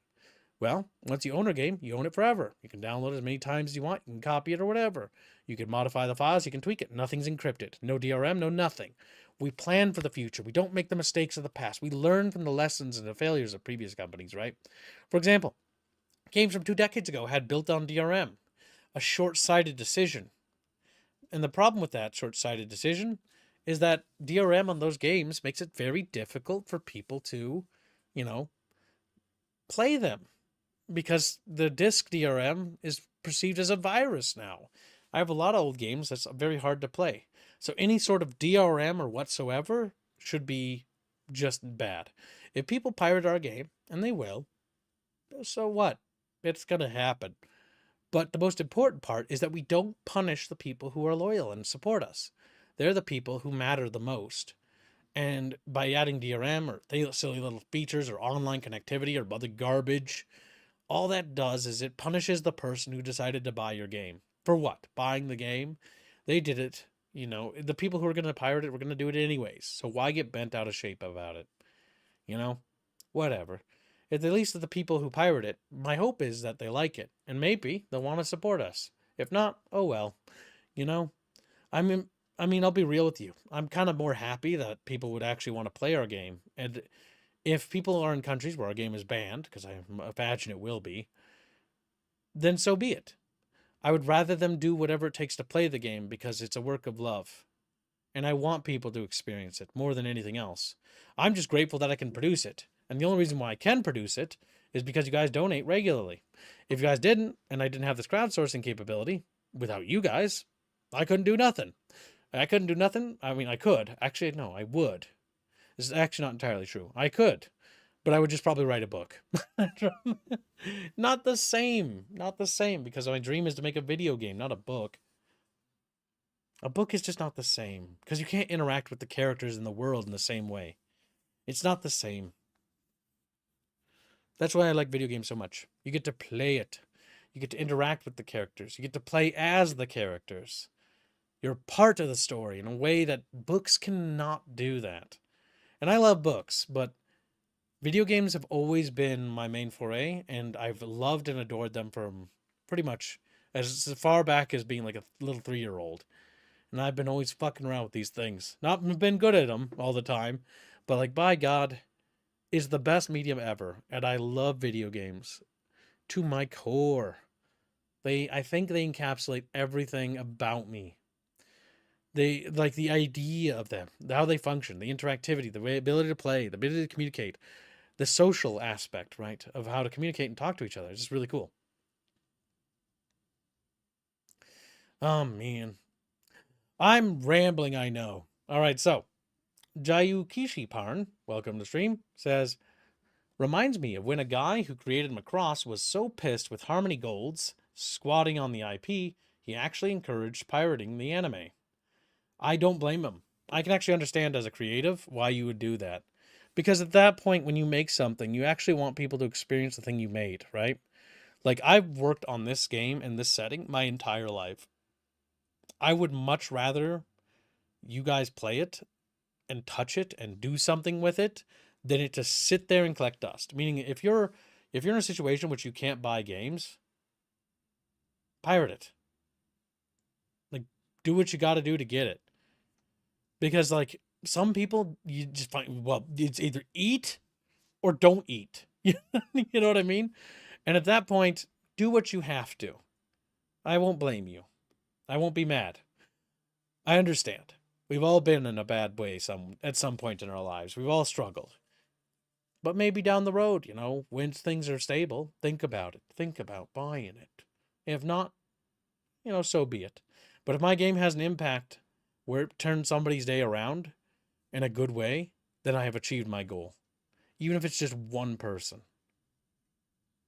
then this is a success. And that's all. I know that sounds dumb and probably stupid and maybe a low bar, but like, one victory is good enough for me. Granted, I'm going to be aiming for the stars. So that way when I miss it, land among the moon or something. I fucked up the quote. But it's like 10 to 12% of music nowadays. It's not a big deal. Well, not big enough to make it harder than the 90 to 88%. Yeah, but it doesn't really matter. The way I see piracy is just a thing that exists. Whatever.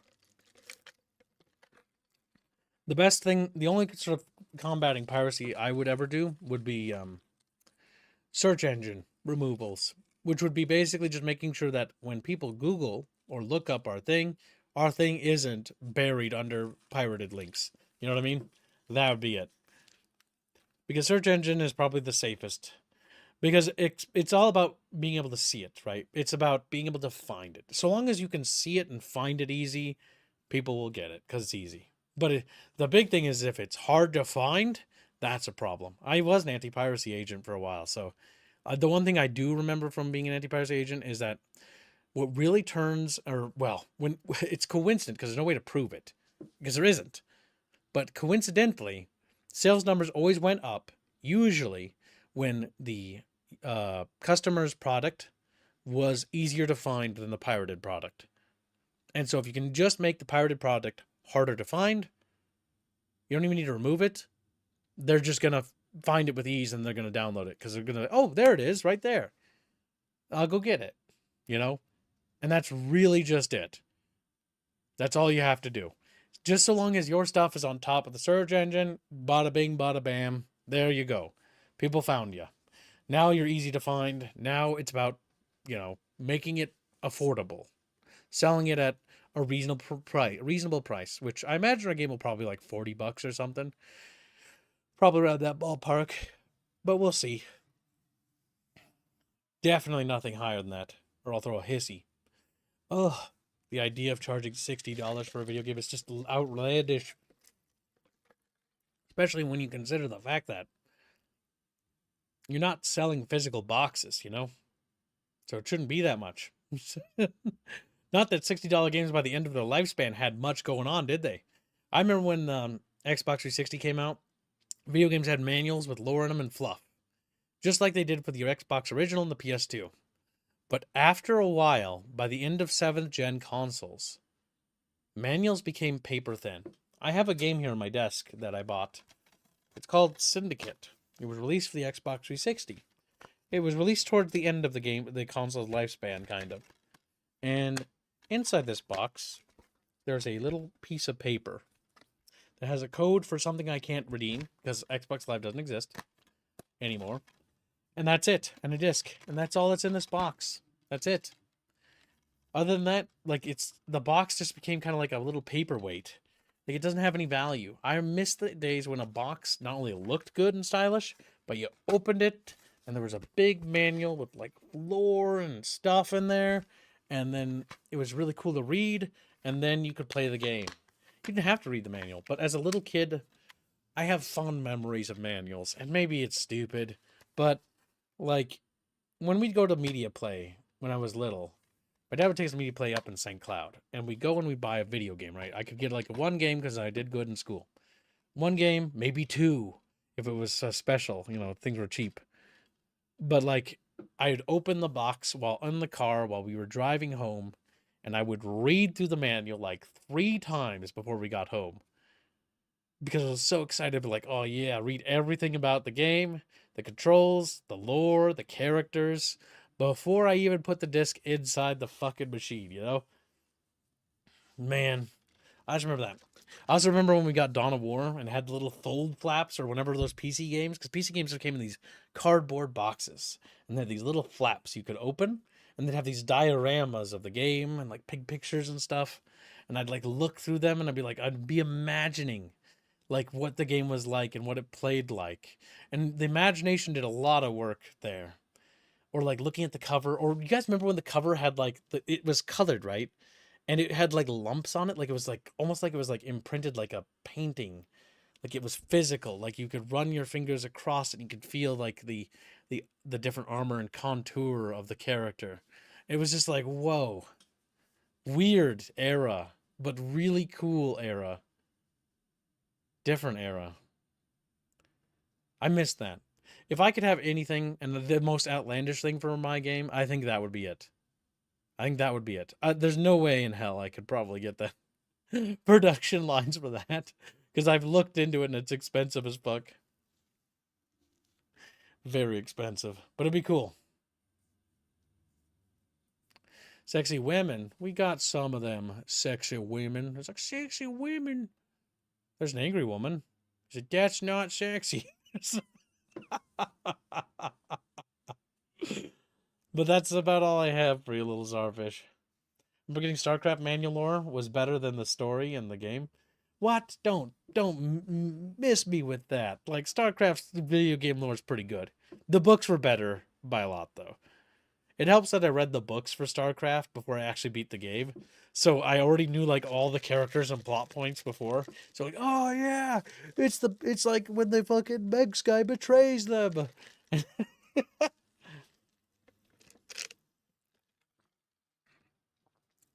Oh, but yeah, embossed kib. Yeah, that's what it's called. Yeah, if I could have my wish, a big box with a fold flap that opens with a diorama and a big, thick, like 100-page manual. One of those thick cover ones, like the Sacrifice manual. I've got them over there in that box. Those video game manuals are so thick, some of them. Yeah, one of those thick ones. And then in the box, it's got like a disc. As a kid, I dreamed my game would be like one of those multi-disc boxes. But unfortunately for us, disc technology advanced. So Our campaign is probably going to fit on a single disc. Oh, it'd be weird, wouldn't it? I'd also put a USB drive in there too, because some PCs don't have disk drives anymore. What? What is that, armor? I mean, I guess it's armor. It's not really armor. High pressure suits for being underwater. Basically for high pressure depths. It's not really meant to protect you from bullets or something, what they're wearing. Because that armor isn't, well, armor. It's meant for being at the bottom of the ocean. But yes, that's what that is, are. High pressure suits for deep, deep underwater stuff. That is not ballistic armor or projectile or energy armor. That I would not recommend using that for that. You just like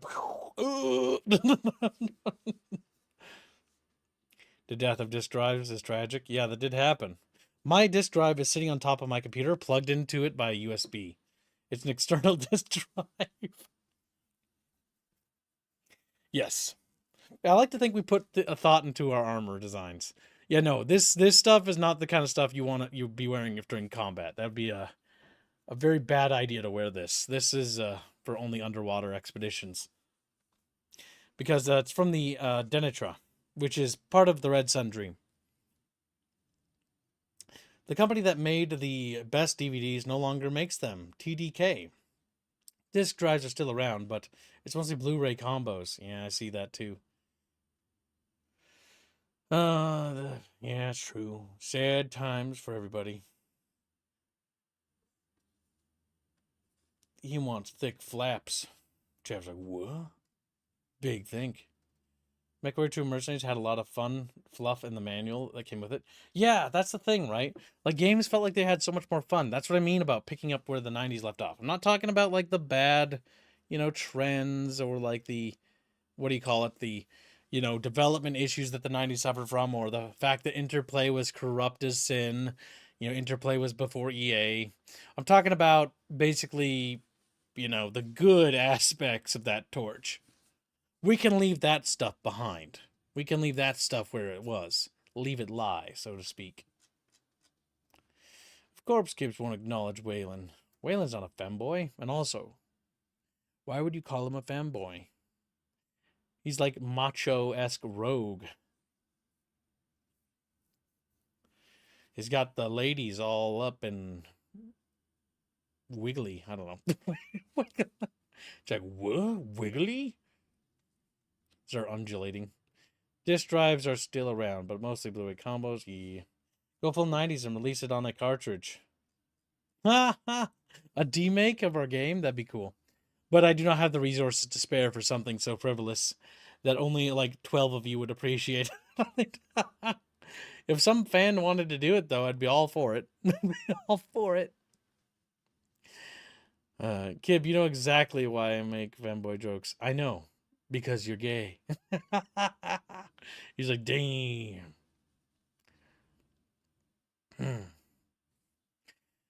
Yeah, sadly, cartridge-based technology has advanced substantially, by the way. So, not that it couldn't be possible to put our game on a cartridge. In fact, if I recall correctly, I believe cartridge technology actually eclipses disc technology again. But I don't remember. The big issue with releasing our game on a cartridge is what the fuck is going to read it? I mean, like, I guess the Switch? The Switch has a cartridge-based reading system, doesn't it? But I believe they got rid of that. They're actually replacing it and outing it with digital things now. Like, cartridges are kind of disappearing.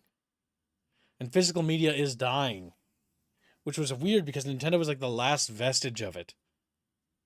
Man, what a nightmare. We need to reverse this. I wish I could somehow figure out a way to reverse that. Physical media is incredibly awesome. And it's what makes video games, like, it was what made video games such a beautiful art. Now they're just kind of digital. And like they lost something when they became digital. There's no box, there's no disc. It's not the same, I can just click on StarCraft when I'm booted up. I don't have to open up my little disc folder and flip through it to the alphabetical section for S's, grab StarCraft and plunk it in the CD tray. I remember going on road trips with my dad with my old compact laptop. Had a little disc tray thingy, had the little disc box where it just had all the discs in it. So I had 32 discs, 32 games, all ready to go. What a different time. Just put them on USBs. Yeah, USBs are pretty advanced. Our game probably could fit on a USB. USB 3.0 or 2.0 slot could probably load off of it just like it was a disc too. Because that transfer speed be pretty fast. Loads time should be pretty short too. I hate having to use ISOs to play old games.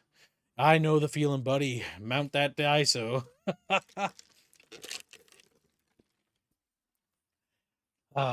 Sad.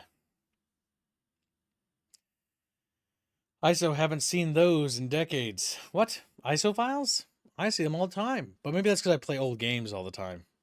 I download a lot of old games. Because what's strange is, okay, so I have a sad story.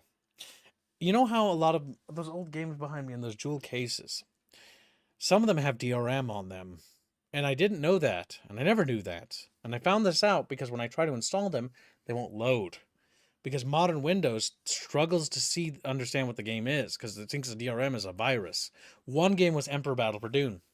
So in order to get Emperor Battle for Dune working, I own 2 physical copies of Emperor Battle for Dune, by the way. But in order to get it working, I had to go and I had to basically download it off Abandonware and mount the ISOs that way to get it to work using a DG Voodoo copy where DG Voodoo runs it. So it basically emulates, the old OS so that the game doesn't wig out and think that it's being pirated. Despite the fact that it isn't, despite the fact that I own it, I own 2 of them. Annoying, isn't it?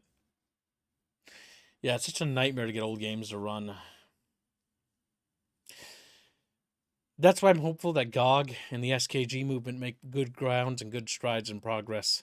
Sadly, there's not much we can do about that. Not much I can do about that. But there is something that those guys can do, and they're making a huge difference. Just hopefully they keep winning. Makes me sad. Oh yeah, was there any other questions? Sorry, I went on like a completely random tangent. I have ADHD, chat. You know that. So go ahead and write questions if you have any more about our game or thingamajig before we wrap up, and then we'll go to the next stream as soon as I'm done. I completely spaced it. I was too busy lamenting about the past. Got stuck in a loop thinking about old times. I'm going to scroll up and see if there were questions I missed. I got Doug's. But yeah, to summarize, I'm pretty sure I answered it, but to summarize Doug's question again, he basically mentioned, when will the demo be out for our game? What's the timetable for that? It's basically this, for those who are just joining us. It's Tabletop Wargame must be complete. Website must be complete. Echoes of Second Age series must be complete. Prologue must be complete. Once that's all the 4 of those major things are done, there are sub checklist things for each thing, by the way. The tabletop needs to have the Astrian army done and the Astrian book done. The Nephiric army needs to have the models done and the book done. And it also needs the core rule book done. 5 major items must be completed for that check thing to be done. Then the Echo Second Age must have Season 1 and Season 2 completed. Once those are done, perfect. Yeah. And the website has to be done. The website will be done way before then. Website's almost done. Probably done maybe next month, maybe this month if we're lucky. If we're lucky and Robin gets it done this month, that'd be great. Because it means that he's going to go back to working on the game, which means he's going to start chipping away at the mechanics for the prologue, which is getting a head start. Hopefully and ideally, Robin will be far ahead of us. What would be less ideal is if we actually catch up and pass Robin. That would be bad. So I'm hoping that we have enough work on our plate for Robin to stay ahead of us.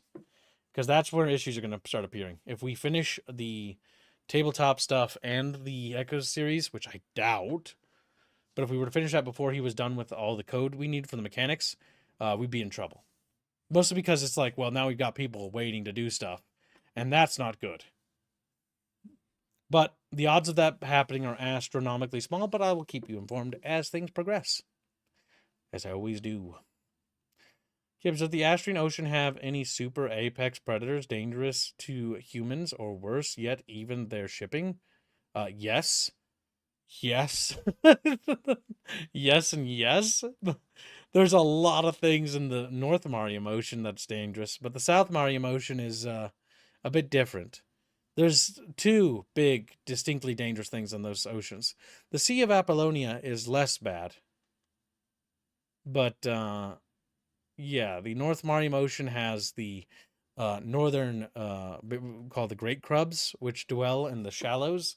Ships have to go around the shallows because they'll actually attack vessels sailing through them. They can actually destroy ships.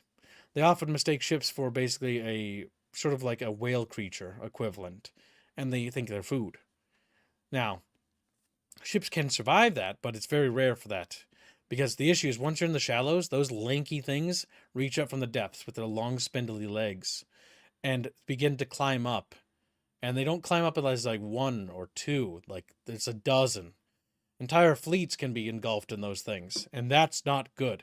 That's why it's incredibly important for those shipping lanes to follow certain routes and make sure that they're following the right charts. Because if they don't follow the stars correctly and they go the wrong way, it will be a disaster.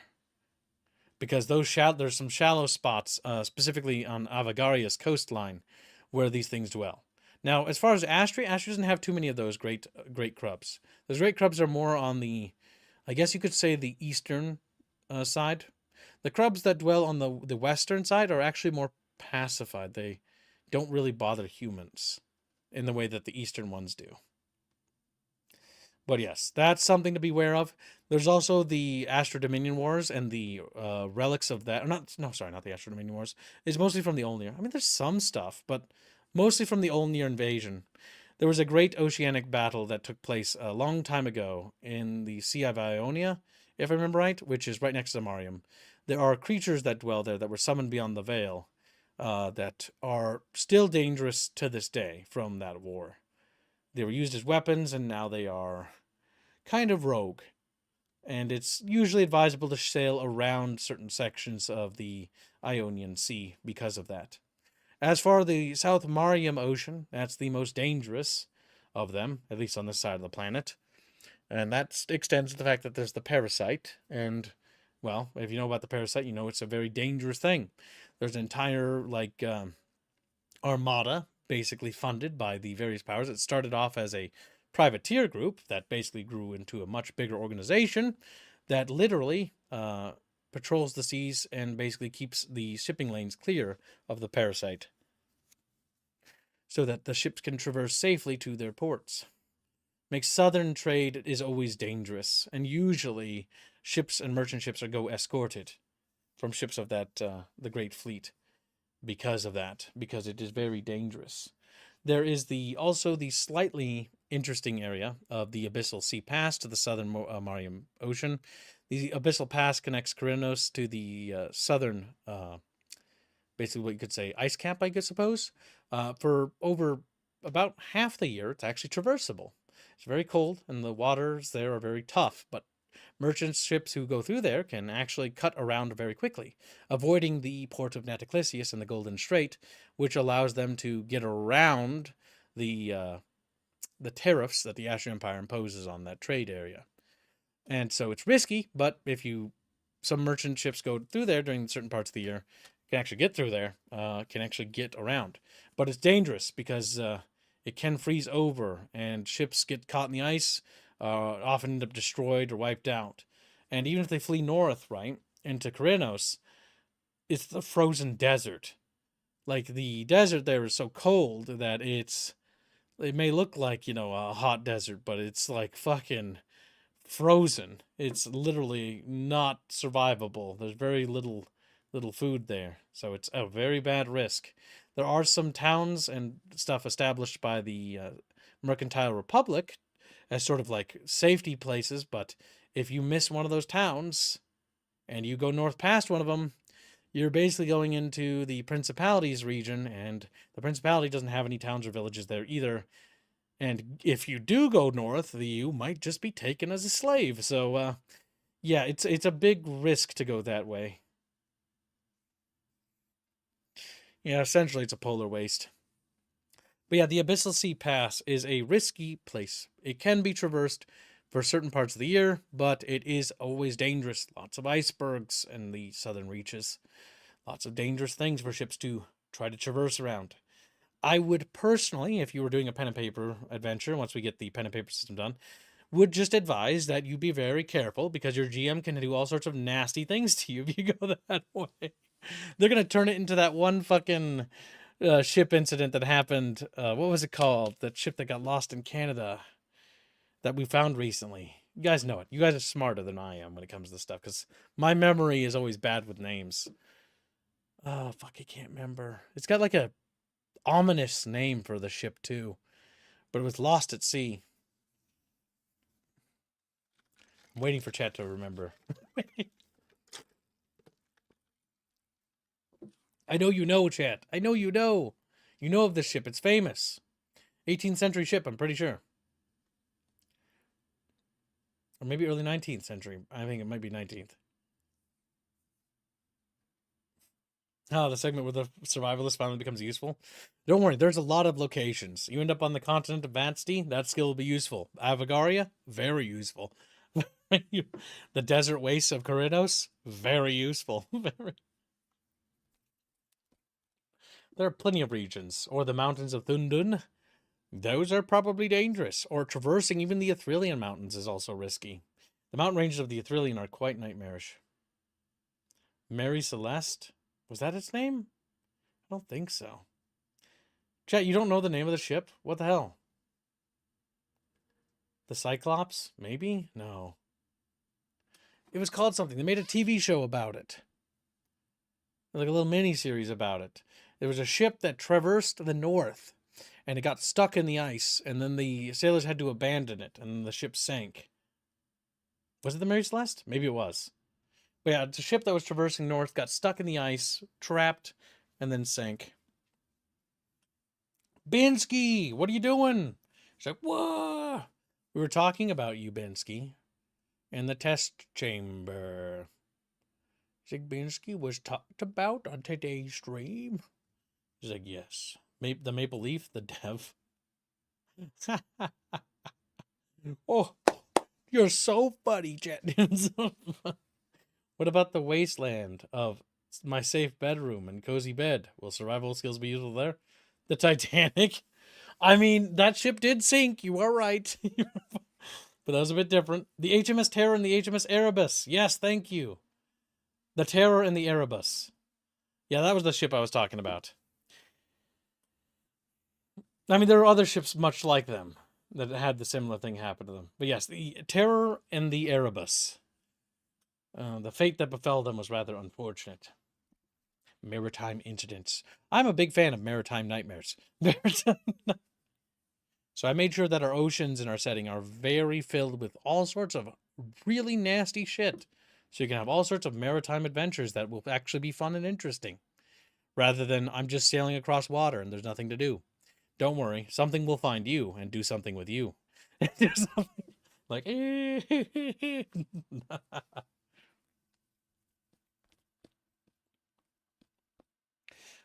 sea crabs give me the fucking jivvies, chant. I don't like the idea of those spindly legs. Like, imagine looking down, right, and seeing that.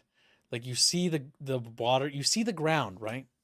Like, that's what you would see, right? You'd see the ground, you could see, like, the little cliffs faces, rock faces down there as it's slowly coming up. And then you start to notice something weird. There's, like, these large boulders, but they're moving. And then you follow that boulder, and there's, like, large legs. And then you see that they're going up. The boulders are getting closer to you. And it's not that they're floating upwards, it's that the legs, they're standing upwards as they slowly start to reach up to you. It is the most terrifying thing, and I hate it. And I hate writing them, and I hate making them, and I do not want to see artwork of them. I do not want to see them. Because they're the stuff of my nightmares. I don't like it. Icky, icky.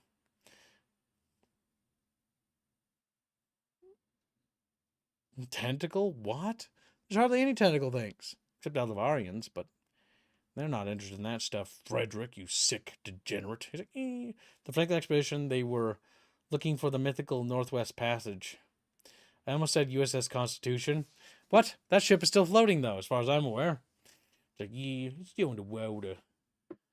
Humble squid, anyone?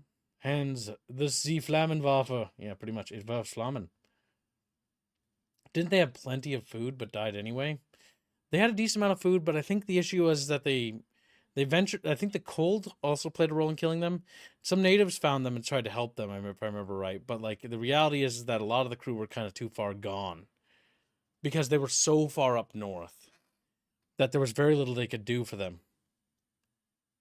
Because at that point, you're kind of like, if you're that far north, you're kind of just, and you're in a bad condition. Like even natives can't help you. It's like, for example, climbing Mount Everest, right? And you fall and something bad happens to you. But people don't have the energy or oxygen or strength to carry you down. You're dead. They have to leave you to die because if they stay, they'll die too. And that's the issue. That's why like certain things like because what people because I've done some like not nothing crazy, but I was in Boy Scouts. We did like, winter camping, zero what do you call it, below zero camping and stuff like that.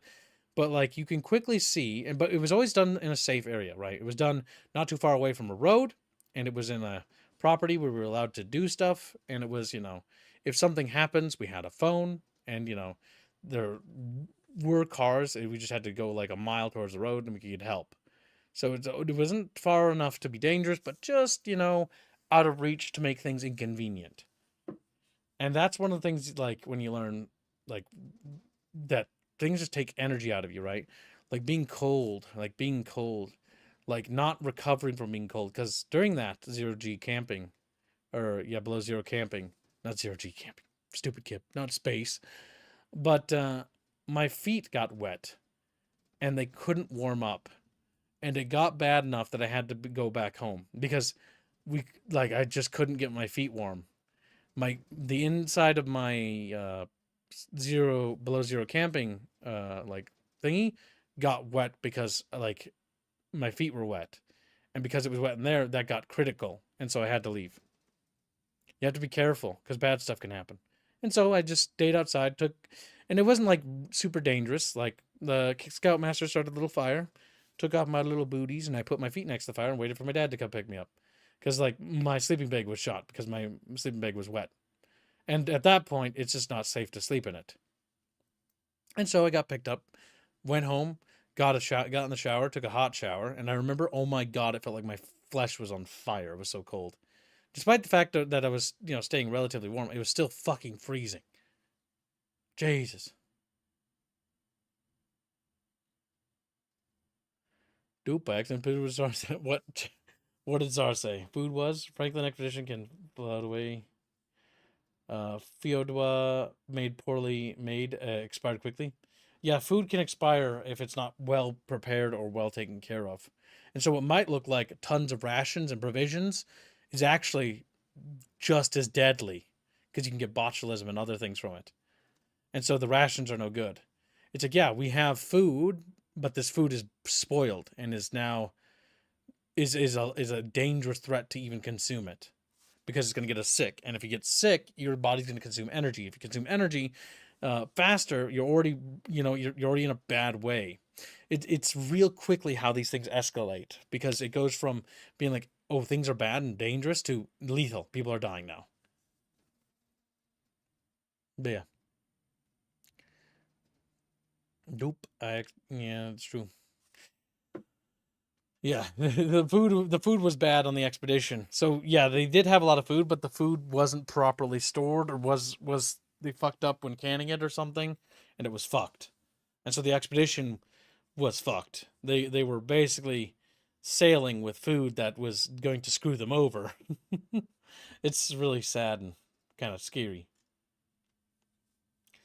Will we see Archaeotech in Terrestria aside from Star Steel? What do you mean Archaeotech? Are you talking about builder things? Of course you'll see builder stuff. Builders are cool. They're like, whoa, we love builder. And then they build like a little house and they look at me. It's like, that's not the same, chat. That's compounding small mistakes into big problems. That's true. Kib nightmare, bad food, and crab he can't eat. That's true. Crab meat, delicious with sauce. Crab meat must be had with sauce. At least I think so. Just like lobster must always be had with butter and garlic. It's perfect with it, with a pinch of lemon, pinch of freshly squeezed lemon. Delicious, perfect, as all things should be. But yeah. All right. Is that all the questions? Let me check. I think I've gotten to them all. Like, you would enjoy ocean-themed warlock class? You're a warlock. He's no. Did they have plenty of food but died anyway? Expedition. Woo-woo-she, blah blah blah. I read that. What about the wasteland? Read that. That was a joke. All right. I think we're caught up. I think we're caught up. The last thing you want traversing along dangerous terrain is your body leaching and venting energy in a fever and food poisoning. Yeah. Because food poisoning is just going to make you retch and throw up anything. So any sort of like nutrition you had is gone. Not to mention expelled your stomach acid, which, by the way, your body's going to attempt to replace that. Because, you puked it up. It's not good. The cock-up cascade of horrors, when isolated, is really terrifying. 0 to dead so quickly. Crab and lobster be overrated? Yeah, they're not, like, they shouldn't be as super expensive. Crab and lobster is one of those things where if you're having a themed meal, it's really fun. Crab and lobster is really good with, like, rice and cheddar biscuits. Cheddar biscuits are fantastic complementary with them. And then a little bit of, like, fish, and then you have a nice little fishy seafood themed meal. But yes, lobster is not like the end all be all. It's like a craving I developed for it. It's also one of those meats that's good. I like it a lot. But yeah, it shouldn't be as expensive as it is.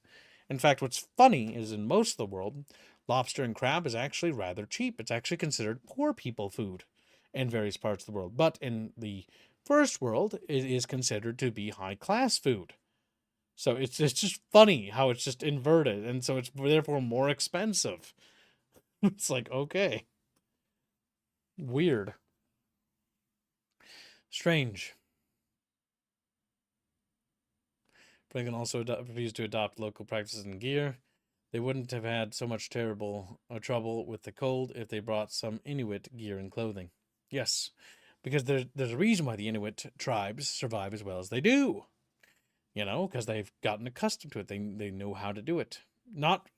That's a big thing about expeditions and understanding things is like, okay, if the local populace does something, then they probably do it for a reason because they've learned to survive here, right? They live here. Now, they might not be smarter in technological things, but they might be more advanced in survival methods. They might know the lay of the land better. They might understand the overall climate of the land when it does certain things because they have a better feel on it, a pulse on it. And so there is a valid reason to have a guide and like stuff like that. That's why a lot of those expeditions made mistakes when they should have brought more guides and experts. It felt often to me when reading about expeditions like that in the past that they were very much glory hounds and seeking glory and glory and prestige rather than actually trying to do this safely and well thought out when they should be, doing that. It's all about I got to do it now. I got to do it fast. Got to do it first. And then they rush. And much like the old saying goes, haste makes waste. In this particular case, haste leads to, a lethal outcome. I've studied a lot of those expeditions. I did a lot of research on just maritime and explorations, especially with dealing with northern regions, mostly because I find them fascinating. And just expeditions people do, like even scuba diving things, like scuba cave diving. I watched tons of stuff about it because these are smaller expeditions done for pleasure seeking, but the issue is that they often come at terrible cost and great risk. And you can very quickly see how these become issues. It always boils down to arrogance. Protocols not being followed is what happens most of the time. Sometimes there's critical component failures, but 90% of the time, it really is they didn't follow protocol. They just ventured off. They did something they shouldn't have. They didn't stick to a plan. They had a plan and then they broke that plan. And that fell apart. It's like things are going bad. I'm gonna keep going. It's like nope, turn back. But no, I can keep going. No, like I don't know what you're doing. You're just making it worse. So I'm never going into a cave. I'm never going. That's why I want you guys never to cave dive. Okay, like don't do cave diving or don't do any of that shit. Like, if you must do it, but be smart about it. Okay. Some of you guys, oh fuck, it's just like it's so dumb. Just it's like going to Mount Everest. Like, why the fuck would you do that? I had a cousin who went to Mount Everest to climb it. I was like, all right, good job. But like, it's already been done by like a bajillion people already. Like, I'm proud that you did it, but at the same time, I wish you hadn't because you took a risk, an unnecessary risk. Or, and you can be like, oh, but life is filled with risks. Yeah, but like, there's some things, my dude, that's like, okay, like, yeah, let's go to Verdun in World War One and time travel. Oh my god, I can't believe I'm getting shot at. I can't believe I'm getting, it's like one of those, like, no, certain things are just not smart to do. Instructions are clear, upside down, and devil's asshole. Yeah, pretty much. That's essentially it. The devil's sinister grin of no return only after I have a loving wife and multiple children and stable job. Yeah. It's always the most stable people who have it all. They have they've made it. They've won life, right? They got kids, they got a wife, they've got a stable job, and it looks like they have everything a man could want. And then they go cave diving. Okay. You won life, my dude. You have a wife, you have children. What are you doing? I don't even have a wife. That's also why I'm able to do what I'm able to do. All right. So, jokes aside, I think we can wrap up this stream. We've been kind of just having a little bit too much fun with this. But yeah, it was like nice to touch up on where the game's at, where our project's at, and stuff in general. And I hope that we'll have more stuff to show in the near future. So we will see you in the next stream. The next stream we'll be doing is an old video game that I have fond memories of watching my dad play, and I played it briefly. It's called Starship Troopers Terran Ascendancy, and it's a really cool game. It's actually one of the better Starship Troopers games, and it's kind of one that a lot of people don't know about, and it's kind of a shame. Also, don't forget, chat, to drop a like if you like the stream to support your local kib. And we'll see you in the next stream. Take care, and see you